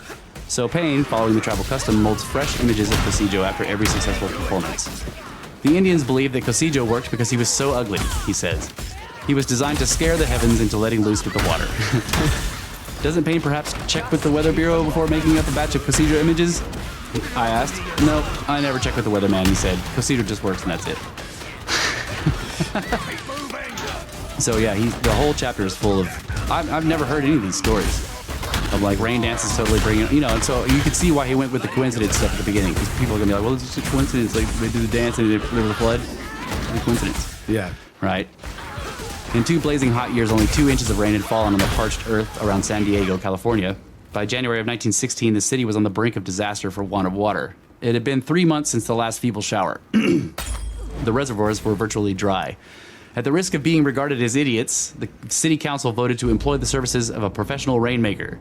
They had been bombarded with proposals from Charles Mallory Hatfield, a former sewing machine salesman who claimed he could induce rain for a fee. He got the job. He had noticed, he said, that after great battles, there were often great storms. He had also noticed that during great battles, clouds of cannon smoke rose into the skies, and to Hatfield, this constituted evidence that the burnt powder had, as he put it, upset the balance of the nature in the air. Once upset, clouds formed and rain fell, said Hatfield. For several years, he had experimented on his father's farm in Kansas, setting up huge wooden tubs on towers, tubs from which clouds of chemical vapors drifted aloft. Rains came, torrential rains sometimes, and Hatfield found there were those who would pay him extremely well for his services. For example, the farmers of California's San Joaquin Valley hired him year after year to provide them with bountiful rains. They paid him $10,000 a year and were happy with the results. The miners of Dawson City, Alaska paid him $21,000 to provide water for their dry sluice boxes. So when San Diego finally turned to Hatfield in January of 1916, it was not dealing with an unknown. San Diego's main source of supply was Lake Morena, a man-made reservoir, which had never been more than 1/3 full in its 20 years' existence. When Hatfield arrived on the scene, the lake was a hot, stinking mud hole. He made the city 2 offers. $1,000 an inch for each inch of rain that followed his efforts, or $10,000 for which he would fill the lake that had never been filled. For several days, the city council stalled, vainly hoping that nature would provide the water. But when the 4th day dawned hot and cloudless, they hired Hatfield. And when he put the workmen to work setting up his tall wooden towers, within 24 hours after those towers began sending their evil-smelling vapors to the skies, rain began to fall. Crowds stood in the streets to cheer Hatfield. But rejoicing didn't last long. On the 3rd consecutive day of rain, the San Diego expedition was washed out, the Tijuana racetrack was flooded, telegraph and telephone lines were knocked down, railroad bridges were swept away, and still the rains came. Otay and Sweetwater reservoirs filled, overflowed, and finally burst their earthen dams and thundered down the valley. A 50-foot wall of water carried 50 persons to their deaths. Troops were called in for emergency duty. Lake Morena filled and overflowed for the first time in its history. Then Hatfield turned off his towers and went to collect his money. The city, busy digging out of the flood, refused to pay him, and years later his lawsuit was finally dismissed. Scientists declared that Hatfield was a fraud and that his method could not work. But before Hatfield died in 1958, he lived to see scientists making rain by sending chemical vapors into the air, just as he had done 42 years before. Not a problem. Jesus Christ, that's He says, somehow this gives me a rather fiendish delight because it has so many facets that distresses the stuffed shirts. First, it sort of backs up my beloved American Indians with their smoke signals. Second, it apparently worked, so denigrating the pontifications of that fraternity. And third, it was purely mechanical and pragmatic. And fourth, it overworked, which evokes still another repetition of good old Charlie Ford's expression, don't wish for anything too much, you might just get it. Okay, so I wanted to, there's a bunch more of rainmaking. Like lots of fantastic stories. But at the end, he goes into this thing where they start cloud busting. Okay, here it is. We, along with about a dozen other people, went to the roof of a large 3-story building in Florida. It was a magnificent spring day as we looked at the long stream of cumulus clouds that moved lazily over the ocean, the very blue Miami sky. Of the hundreds of clouds we could see from our vantage point, Alexander told me to pick one. I did. I pointed it out, described it, and there was a general agreement among the other onlookers as to which cloud I meant. Alexander then stepped forward, thrust his hands into his pockets, and I stood behind him telling a tape recorder what was happening. In a little over 5 minutes, that cloud, and only that cloud, had all but disappeared. All the clouds had drifted with the wind, but none of the shapes of the clouds around the target cloud had changed perceptibly. Only that cloud had dissolved into a wisp, which was surrounded by a hole of blue sky. holy shit. Well, once means nothing, I said. I picked another cloud. This was a bigger one, and it looked something like a dragon standing on his hind legs. There was even a puff of smoke coming out of his mouth. Alexander seemed to warm up to the job, and St. Alexander slew this dragon cloud in less than 5 minutes just by looking at it intently.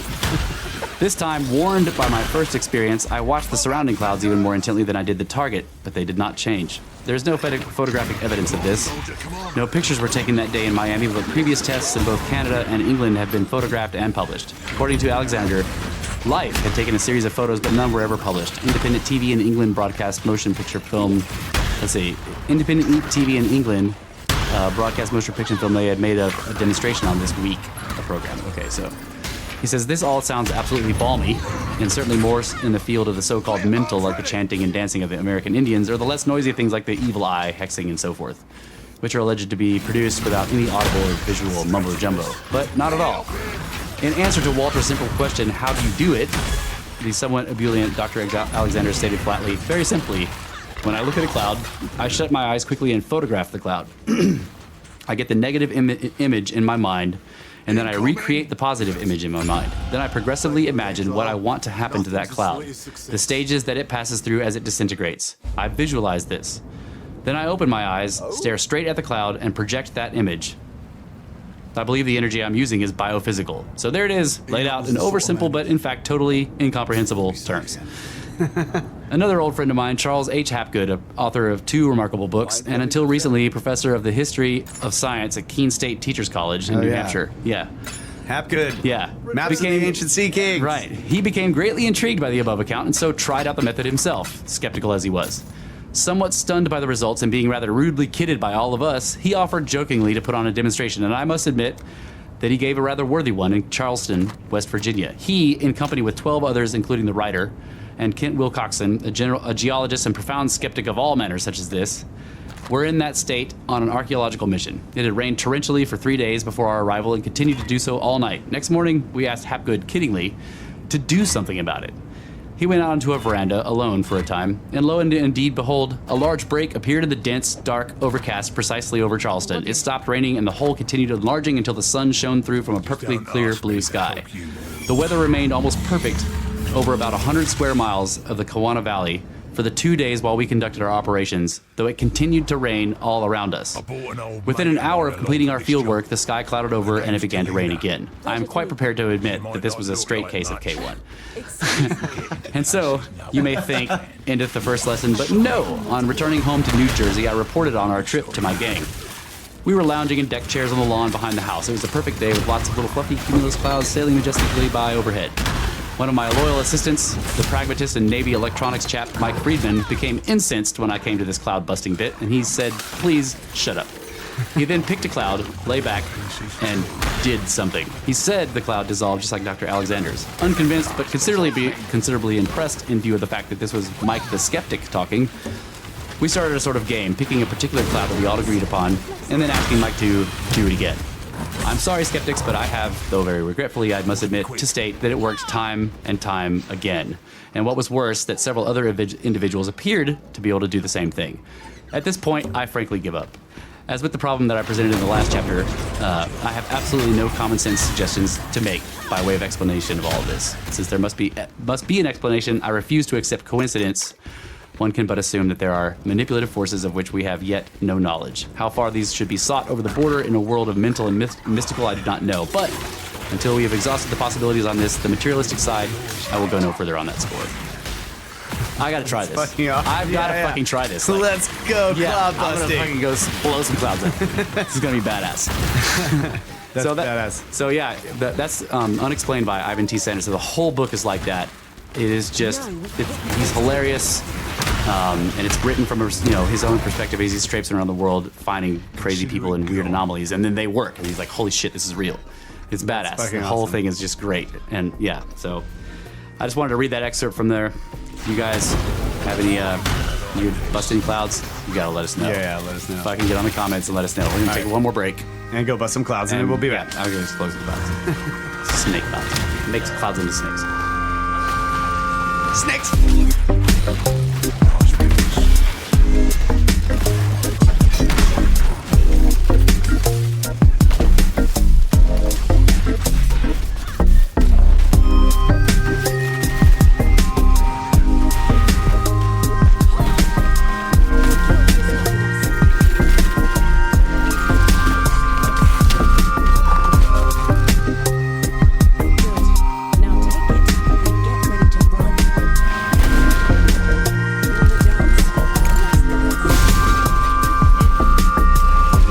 Motherfucker bust some clouds. I'm trying it on my cigarette smoke here. Bust a cloud. We sit in the tangent cube and we smoke cigarettes, and it's too cloudy. So clearly we should be able to do this. But Yeah, we need something to seat them so that they fall. Like the smoke falls to the ground. Welcome back, folks. Final segment of the final hour. Brothers of the Serpent podcast. Here in the 10 to the third power tangent cube. that's right. High atop the dusty bones of an ancient seabed. So what do you think about that? The rain dancing. Like there was a bunch of stories about. He had a whole bunch of them in there. I'm sure there were better ones, but. Yeah, I don't know, but I think you should link to that video you showed me. Oh yeah. That was badass. Like it's just some badass music video. Yeah. This dude like doing this rain dance. Yeah. That was really cool. Yeah, that was cool. Coincidence. No, I think. I mean, the fact that I didn't know that anyone besides the American Indians did rain dances. I had no, like he clearly found them. He's like, no, this is a tradition all over the world. Yeah. Okay, that gives it a lot more weight to me, right? That it's all over the world. Peoples all over the world have been doing this since as far back as anybody can figure out.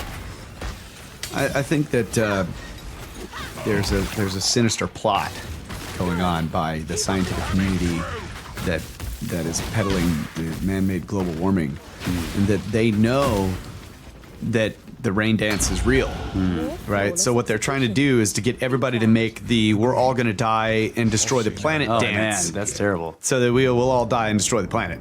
Because like if we have some type of mental power over like, well, I'm going to bust this cloud by imagining it busting. Yeah. Well, you could just destroy the planet by imagining it being destroyed. Yeah. Doing Destroy the Planet dance. Yeah. Destroy the Planet dance. Yeah, that's what they're doing. This fucking ass. Well, you know that. But I was thinking that the as far as the cloud seeding goes, the sound cleading. Sound bleeding. Yeah. Souds? That's not dyslexia. It's like Saudis? Okay. Oh, right. I think that's cool, and one of the things that I've looked into in physics is this thing that just kind of fascinated me and blew me away was this idea of nucleation. Oh, yeah. And basically, nucleation is the changing, the phase change, the point at which something changes from a gas to a liquid, or the point at which something changes from a liquid to a solid, or vice versa. And it's a phenomenon, and we cannot observe it. Because we can't know. So random. Yeah, like so. Well, maybe. I mean, that's like saying it's coincidence, right? No, I'm thinking of. Well, no, I'm thinking of like radioactive decay. It's another thing like where we know it happens, and like you can see the big effects of it, but you can't ever pinpoint which one will decay. So you just know that. Right. Exactly. It's like that. So if you imagine you have some water and you're cooling it down, and you're wanting to see where the first actual ice crystal forms. So that when the first, say, molecule or a couple of molecules form a crystal together, they stack together in a crystalline form. That site is called the nucleation site. Yeah. Once that's established, then the rest of the water molecules going around can stick to that and just stack onto it, right? Right. So when all of the water is still liquid, and you're trying to look to see like, well, where is it going to nucleate? You can't know that. Right. So and since you're looking at like very tiny scales, right? Right. So you can, if they wanted to observe nucleation, and let's say they just picked randomly, let's say it's a nucleating atom in a crystal that's becoming a crystal. They're looking at one atom, and they're hoping that atom will be where it nucleates. And then suddenly that atom is a crystal, right? Yeah. And then they're like, oh shit. Yeah. But they can't know that atom was the one that nucleated, because it could have stuck to another atom that they weren't looking at. Yeah. That was already a crystal. Yeah. So it's never been observed. It's supposedly unobservable, but it's unobservable now. But that whole idea fascinated me, and I was just like, dude, that is the reason for everything that we have. Everything right now is because of these phase changes are possible. Whatever the site is that causes this nucleation to happen, and we kind of know what the characteristics can be.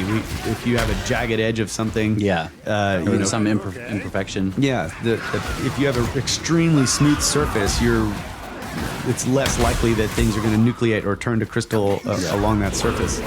Yeah, so if anybody wants to experiment with this, you can't observe nucleation like he's saying, but you can get distilled water and pour it into like a glass, either like a petri dish, what I'm thinking of, but you can put it into like a glass jar, anything with a smooth, rounded. Yeah, preferably crystal, a crystal glass. Okay, because it's so much smoother, right? So than regular normal glass. Or you can do it in plastic.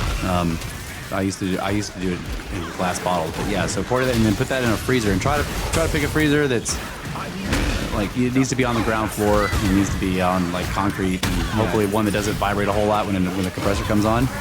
And you put it in the freezer there and just leave it. And then if everything is right, like the distilled water doesn't have a bunch of shit in it, it's really clean. When you open the freezer again, it'll still be water, but you can just flick the glass, ding, and you can watch it turn into ice almost instantly. It's pretty cool. Because the motion of flicking it causes the nucleation somewhere. Causes some atoms, or the molecules of the water to smack each other, and somewhere it nucleates, and then bam, once one's created, the rest of them just fall in line. Yeah, and I was also fascinated by the idea that the change is a protective measure. In other words, like the energy level has dropped so low because of the temperature difference that these molecules are in danger of falling apart.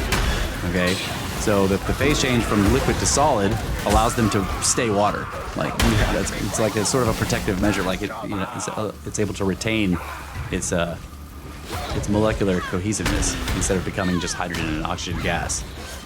That's interesting. Yeah.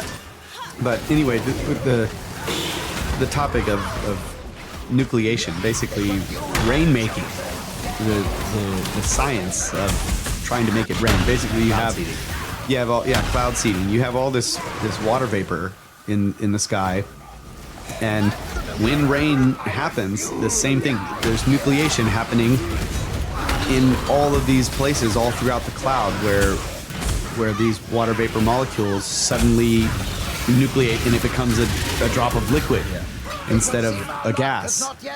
And then liquid is obviously heavy, so it falls. And when it starts to fall, it's slamming through a whole bunch of other gaseous, water vapor molecules, which they start flying around and causing more nucleation to happen. So a lot of them will glom onto it and make the drop bigger too. Yeah, exactly. But if they don't, they're getting pushed away or moved around faster.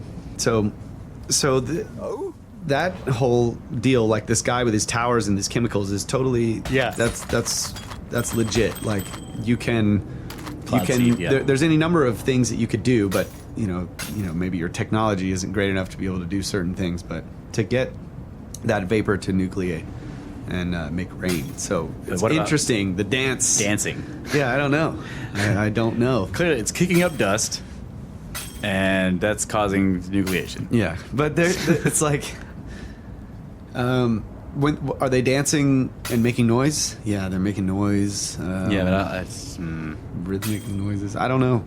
I just don't know. But I think that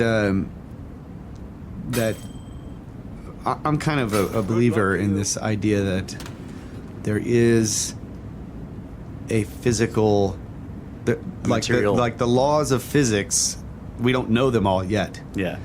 But if we were to know them all, then we would know how these things can seemingly work. Like if you can think about something and make it happen, well, you're affecting physics with your thinking. So there's going to be some laws there that determine how the physical stuff is being pushed around or whatever. Because like even if it is some spiritual thing, still, if you're moving something in space, you're affecting physics. Right. So there are laws that will govern that. Yep. So I just don't know what they are, but I think it's cool as shit. Yeah, so like you're basically saying like even if the initial thing you're doing is magic in the sense that it happens in a spiritual realm, like a different universe. When it comes back to our realm to cause the physical thing to take place, physical things are happening there. And you probably can define both processes with laws, right? Whatever is happening in the spiritual realm or whatever, Yeah. probably has laws that govern it too. They're going to be completely different from ours, you know. But then when it begins to interact with this universe again and causes physical things to occur, then again the physical laws from here apply. Yeah, but also the actual interaction between the spiritual realm and the physical. Yeah. There's going to be laws that govern that type of interaction. How does it work? Yeah. So I guess when I say there's a physical explanation, what I mean really is that something is happening in the physics, right, of the cloud busting, Yeah. and it's not a known. There's not a known reason or connection in physics to your mind, but if we understood how our minds can affect physics, then you could we would be able to make sense of it. That's what I'm saying. I think that there's. I don't. When I think about spiritual stuff, I don't think that it's just like Local. you know. There's. It's just magic or whatever. I feel like the spiritual stuff also has rules and laws that govern it. Magic has rules and laws. I always use the term magic in the sense that it's not happening here. That's what Yeah, I know what you meant. Yeah. I'm just saying that I'm trying to clarify my point. Not Okay. that there's necessarily a physical explanation for like spiritual shit. Yeah.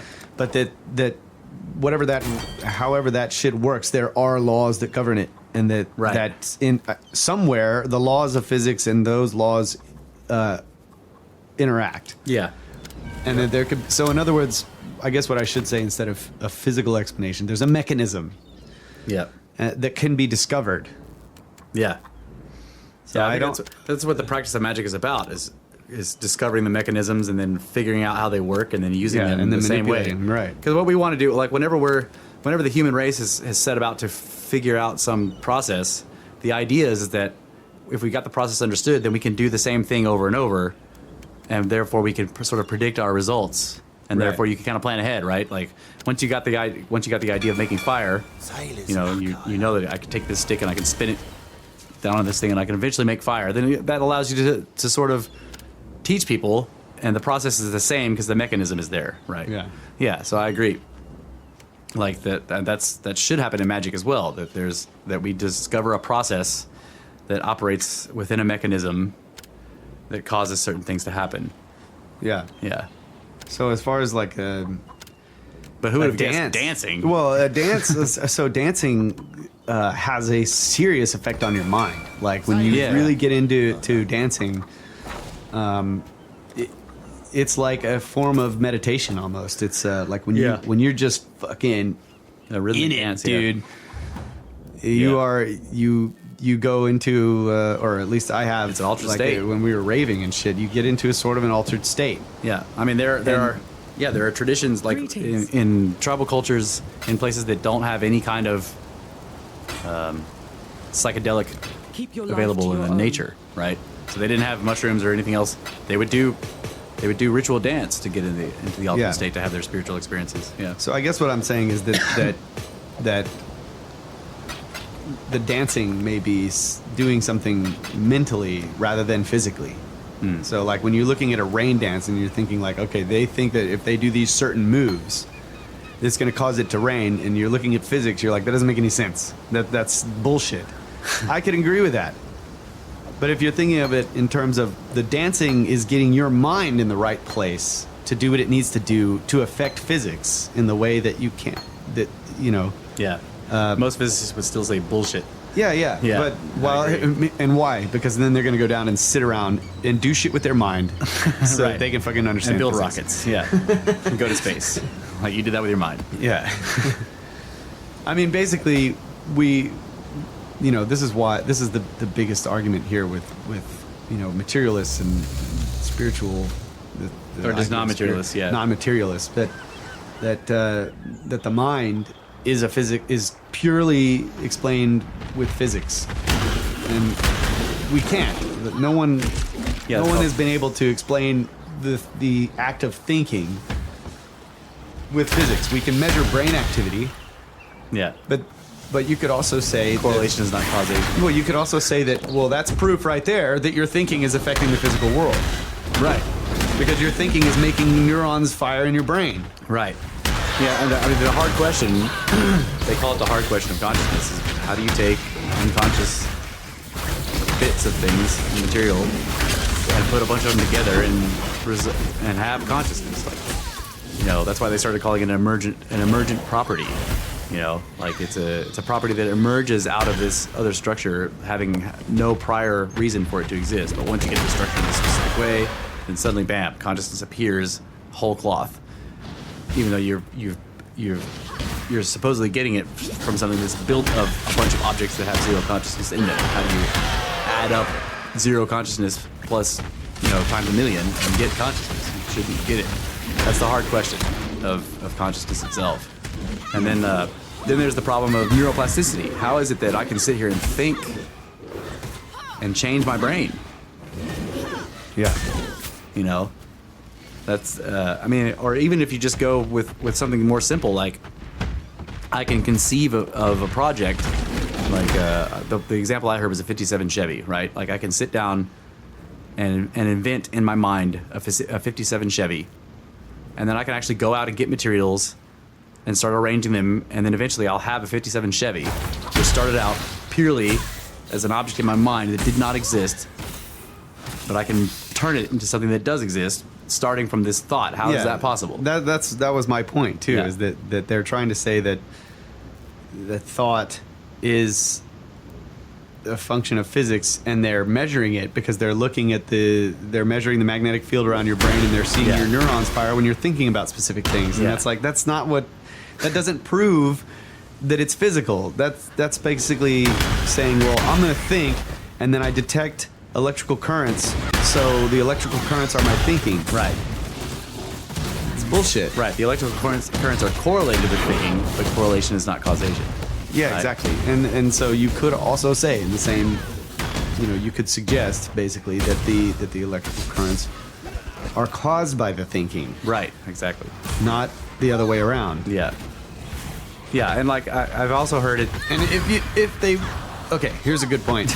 If they weren't caused by the thinking, but it was the other way around, then how do you decide to think? Right.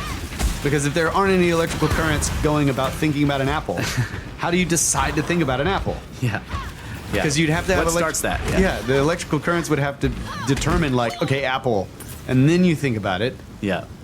But Right. That's that's why the I can't remember his name. The guy that runs Skeptico, he says that the idea that we are biological robots in this like meat body is ridiculous. Like that what's his name? Richard Dawkins wrote that book called The Selfish Gene that explains, where he purports to explain all of everything we've ever done, right?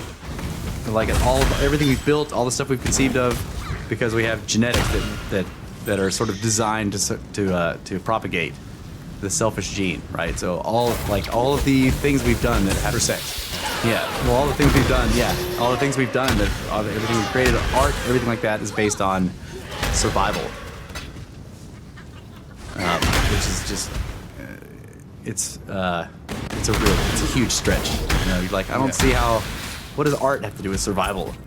You know, or a kid sitting there drawing in the dirt with a stick. What does that have to do with survival? yeah, Or just like when you're laying down thinking at night and you're in bed, you know, you figure out weird shit. You know, it doesn't have anything to do with your survival. I mean, it can, yeah, it can. but how does something you think about change the real world in terms of survival? You know, because they would say that consciousness is an illusion. Well, if it's an illusion, how does it change stuff? How do I think of a 57 Chevy and then make one if consciousness is an illusion, right? How do I mean, just on the basic level, like, my thinking results in physical stuff happening. Because I just decide to move because I thought, like, I'm uncomfortable. Or Right. I decide to move because I'm like, I would like a bowl of ice cream. Right, and so I've read some stuff like where I can just flip out. Right, and so what did you do right there? you did all these physical motions, right? That's what you're talking about. Like, Yeah, exactly. You had this. I just made physical shit change because I thought of it. Right. So the quick answer to that is like, well, you're physically connected. Your brain, where all the thinking is happening, is physically connected by wires of shit to the stuff you just moved, which cause other things to move, right? But I mean, like when I move my arm, like what's really happening there? Am I sending signals and all this bullshit, or like I'm not doing any of that, right? So is it, you say it's an automated system, or is there something more profound happening here? Like my intention to move my arm is an immaterial illusion, according to materialists. Yeah. But nevertheless, it results in an arm moving. Next time, shall we I've for many years I've thought of the brain as like The interface. an interface, an antenna, an interface that basically converts the whatever the spiritual, non-physical, Non-local mind, the intelligence, the consciousness is that the brain is the thing that gets the information somehow, or just like what I guess the consciousness can interact with the brain directly, Right. and so that for whatever reason, I don't know. Yeah. I'm not claiming to know. It's just an idea that the consciousness interacts with the brain, and the brain is a machine that's basically built with all the wires to control the body. So if you remove the consciousness, you could technically like still function, but you would have no intention, Right. whatsoever. So So you wouldn't do anything, coma. right? Yeah, so like that's why I think of it as an interface. Like the consciousness is non-local, but it is able to directly interact with the brain and through the brain control the physical body. But the brain is also receiving And information. go make fire and burn stuff. Yeah, that's right. Exactly. Setting things on fire and burning things, that's pretty much what we do. That's all we care about. We burn things. Things are on fire. So like, so the brain is also receiving information from the physical body, and then the consciousness is able to retrieve that information. So there's a two-way street here. That's what I mean. Yeah. It's That's why it's right. Yeah, So it's the interface. you got these eyeballs, and they pick up the waves from in the physical stuff, and then the eyeball is designed to convert all of that, electromagnetic field information into electrical currents. Yeah. And then the mind is the processor, the non-physical thing that actually takes that, and our mind has built all of these concepts based on these electrical currents. Same with the eardrum. The eardrum's doing all this shit, and our mind has built all of these little boxes that, okay, well, that information means someone's dying. Yeah. That information means That's someone's on fire. Yeah. It's like so it goes both ways, but without the processor to take the raw data of the electrical currents coming in through the senses of the body, Yeah. there is no fire, there is no someone screaming, and Right, there's no concept there's of it. nothing. Yeah. It's just fucking electricity. Right. It's information coming in and nothing happens to it. It's not processed in any way. Yeah. Right. So Yep. you can. It's like with a computer. You have, if you're recording, like what we're doing right now, we're recording in this microphone. It goes into an interface, and then it converts it over to digital Ones and zeros. ones and zeros. So that's called an AD converter, analog to digital conversion. The ones and zeros are not the sound. They are not at all the sounds of our voices. And without the processor that both does the conversion a specific way, or the AD converter converting it in a specific way, and the processor being programmed to take that conversion and then rebuild so the AD converter does it backwards. Like the computer takes the ones and zeros and then runs through the ones and zeros again, and then it goes back into the interface, and it takes all those the AD converter takes all those ones and zeros and turns it back into electrical currents that go out of speakers. Yeah. And it's making the exact same vibrations in the speaker that were vibrations in the diaphragm of the microphone. Yeah. The interface, just like you're saying, is like, So in this analogy, that the audio interface is the brain. right? Right. You're talking about, Yeah. And the computer could be the mind because the computer can look at can take the data and then paint a picture out of it. Yeah.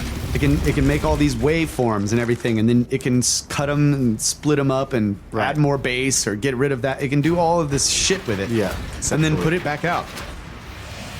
The interface doesn't fucking know what the fucking audio is. The computer processor in the program that was designed by intelligence is what knows what those fucking ones and zeros are. And has a million ways to mess with them. A million ways to mess with them, change them, and then put them back into the world. Right. And it runs them back through the interface in order to do that. But the interface, again, does not know that it's just converting. The interface doesn't get it and say, oh, yeah, that's the same shit I brought in. And no, it doesn't. It just fucking gets it and it turns it back into... Right. It does its job. A mechanical process, practically, yeah. That's great. That's a good discussion of consciousness. Like, I've tried to point this out to people, like, how do you have an immaterial thing that results in material changes? People are like, well... it happens like every day, like you're doing right now. I'm like, yeah, that's not a good answer to that question, though. If you want to test the theory of fucking materialism, then fucking just stop thinking.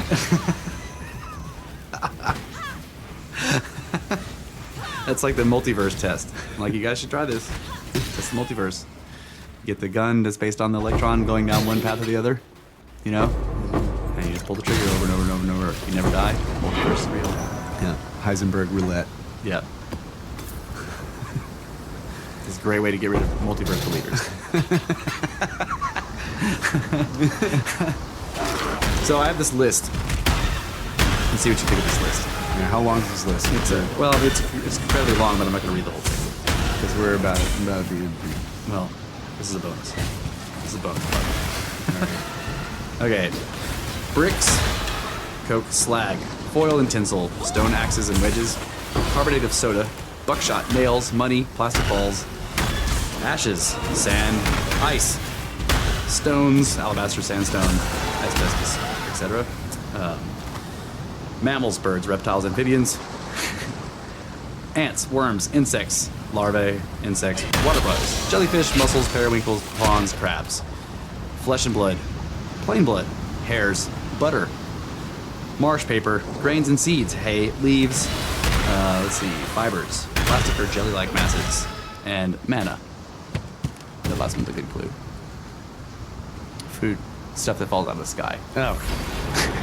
Plastic balls are not food.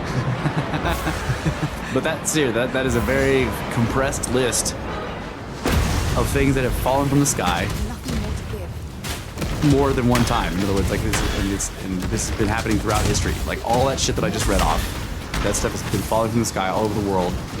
According to Ivan, hey, light wasn't in there, man. Yeah. I guess it's material objects that we can touch. But yeah, like bricks, buckshot. Yeah. All that stuff is heavier than air. Yeah. How did it get up there, though, is the question. Because I'm talking about it falls like it's rain. Like enormous amounts of it fall. Man, that would be awesome. Sometimes. If bricks just fell from the sky, dude, we could just build a pyramid. Build a pyramid out of them. That's how they fucking got there. Yeah. But like, and then all the animals too. So like, I'm sure everybody's seen at one time or another in the news stories, like there was a rain and worms, were in it, or fish, little fish. Okay. And the usual explanation is that some water spout somewhere picked them up. But that doesn't work with bricks. Or buckshot. Where's a tornado going to find buckshot? In large quantities. Yeah, and only buckshot. It was probably dove season when that buckshot was falling from the sky. I mean, fucking come on, man. And then there's the weird, it's organic, but it's not an animal, like just blood. Like in 2012, an enormous amount of red rain, they were saying red rain fell in India, and they took a bunch of samples of it, and it was human blood cells. And it fell over, when they tried to calculate how much exactly blood must have fallen for this particular rainstorm in India, and it was like millions of gallons of blood must have been falling from the sky. Where is this coming from? Ancient wars. I don't know. I have no fucking idea. I don't either. But this is part of I've thought that this may be connected to when people find animals and other things stuck in stone or in other objects. You know, like so they're quarrying or they break open something and they find a frog in a perfectly frog-shaped hole, and it's like dried or whatever. But then the frog wakes up and hops off. So to me, it seems like maybe that things are phasing in from somewhere else. They're teleporting here from some other universe. You know, back to the multiverse question again. Like, just gotta pull that trigger. What? I wonder why they got rid of their plastic balls. Like those could be like we're getting rid of this McDonald's fucking playground in this this multiverse universe. So just send them somewhere else. Yeah. Well, I mean, I think it must be like at least he's talking the way he talks about it. He's like, so these universes are very close to each other, so they're close to being the same. So plastic balls exist in this one, they all exist in another one. But you get falls of animals and other things like that. Yeah, it would be really interesting if some of the animals that fell were not. Yeah. And they are Like never have been Yeah. found here ever. Yeah, so that there'll be fish, and we recognize them as fish, but when they go to study them, they are no known species of fish. Now, that doesn't mean that they don't exist here because there's plenty of fish we probably have never seen. But in this, like in that chapter of the book, he goes through a bunch of these and he shows how in the majority of cases where animals fall, even though they're recognizable animals, they are of no recognizable species. Yeah, that's weird. No fucking idea. So I've never seen anything fucking weird fall from the sky. yeah, I know. I was thinking about this. He says in there too. He's like, as I'm writing this, I know of 2 places in the woods nearby here, within 30 miles. He said, where there is like piles of anomalous stuff that has fallen from the sky. It's called angel hair, or that's the name it's been given. It's like long, weird strands of fibrous shit, right? Clear, usually. He's like, there's 2 places I know of that's nearby here where this stuff just is in the woods. Just like it falls out of the sky. Nobody knows what it is or where it comes from. You know. Chemtrails, man. He talked about ice falling from the sky. Now, we've seen hail, right? Snow, sleet. But he says that when paleo ice, which is it's got a particular time of particular name, what it's called, it's paleo, something like that. In other words, it's ice that has been around for 10,000 years. It takes on a particular shape. It becomes dark blue. It's beautiful, right? It's clear and blue, like glacier ice, right? Think of that. Yeah. Okay. It's paleo ice. It's old. How does that fall from the sky? You know. And he talks about there's been falls of paleo ice that just come out of the sky, and they're enormous blocks, right? He said that one time a huge slab of ice fell that had icicles hanging from the bottom. How do you get that up in the sky? Like icicles form from water melting and running off the thing, but if it's flying around into the sky, it doesn't seem like it would work. Yeah. You know. Anyway, that whole chapter on that stuff is just there are thousands. Like Charles Fort, the guy that Fortianism is named after, his whole Book of the Damned. That's what it's about. All he did was catalog all these weird things that have fallen out of the sky. And he calls it the Book of the Damned because he's like, these facts, these are facts. They're in scientific journals all over the world, but they are damned facts. They are, they're sort of excluded from all scientific literature and discussion. Nobody wants to talk about them because there isn't a good explanation that fits with any kind of paradigm that we have that's anywhere close, right? So these are damned. It's the Book of the Damned. Yeah. Because, if you have a piece of hail that's the size and weight of an elephant, and it goes out of the sky, like, what do you do with that? You can't explain that. Cannonballs? Money? There was one in here in the book where he talked like all these coins fall out of the sky all over the place, and it represents millions of dollars of coins, but they're all weird. They're not coins that we have. They look very close, but they're not quite right. You can't use them as actual money because they're not right. Like the face on them, bullshit. What? They fucking send us some real money. Well, it came from a different universe. They had a different president, and yeah, so but still, there should be like some kind of good metal. it's like Joe Blow on there instead of George Washington. Well, the metal is good. Yeah, the metal's good. It's copper or silver or, iron. We should start a new currency, Sky coin. Sky coins. How do you get this? You gotta wait for it to fall. Yeah. But that's pretty much it. Yep, that's it. It's time to go to bed. This show's gonna fall out of the sky, right on your head. Yeah, so thank you guys very much for listening. You can get a hold of us on the blog at brothersoftheserpent.blogspot.com. Comment there. You can send us emails at brothersoftheserpent@gmail.com. You guys can give us good reviews on iTunes or Tuned In or Stitcher. That would be great. What? Give us good reviews, yeah. Yeah, I mean, you can give us bad ones, but don't do that. So I think that's it. We will see you guys next week. Thank you very much. Yeah. Good night, Adamu. It's time for bed. Snakes!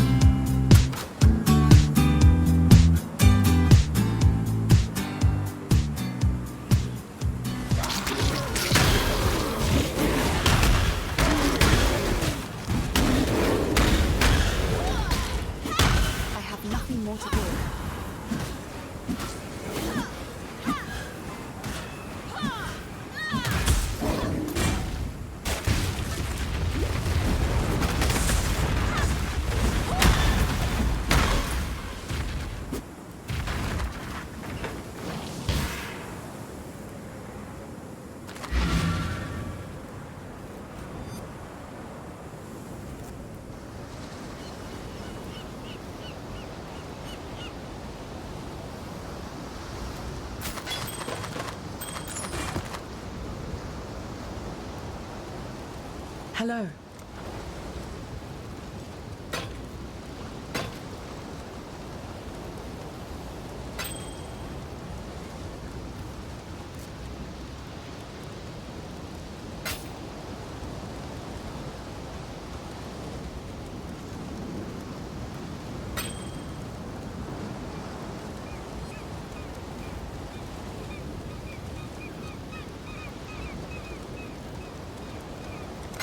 Farewell.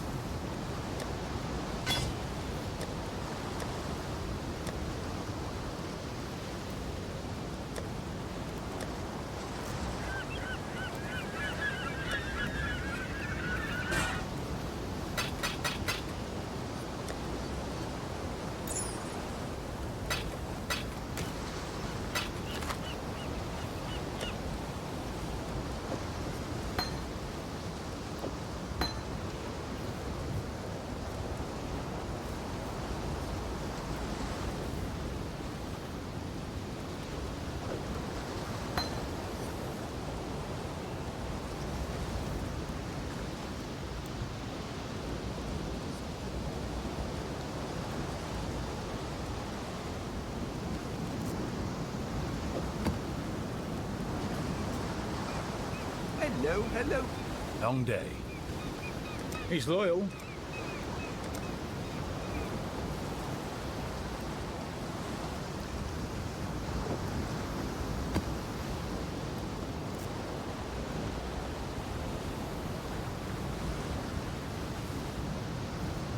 Stay vigilant.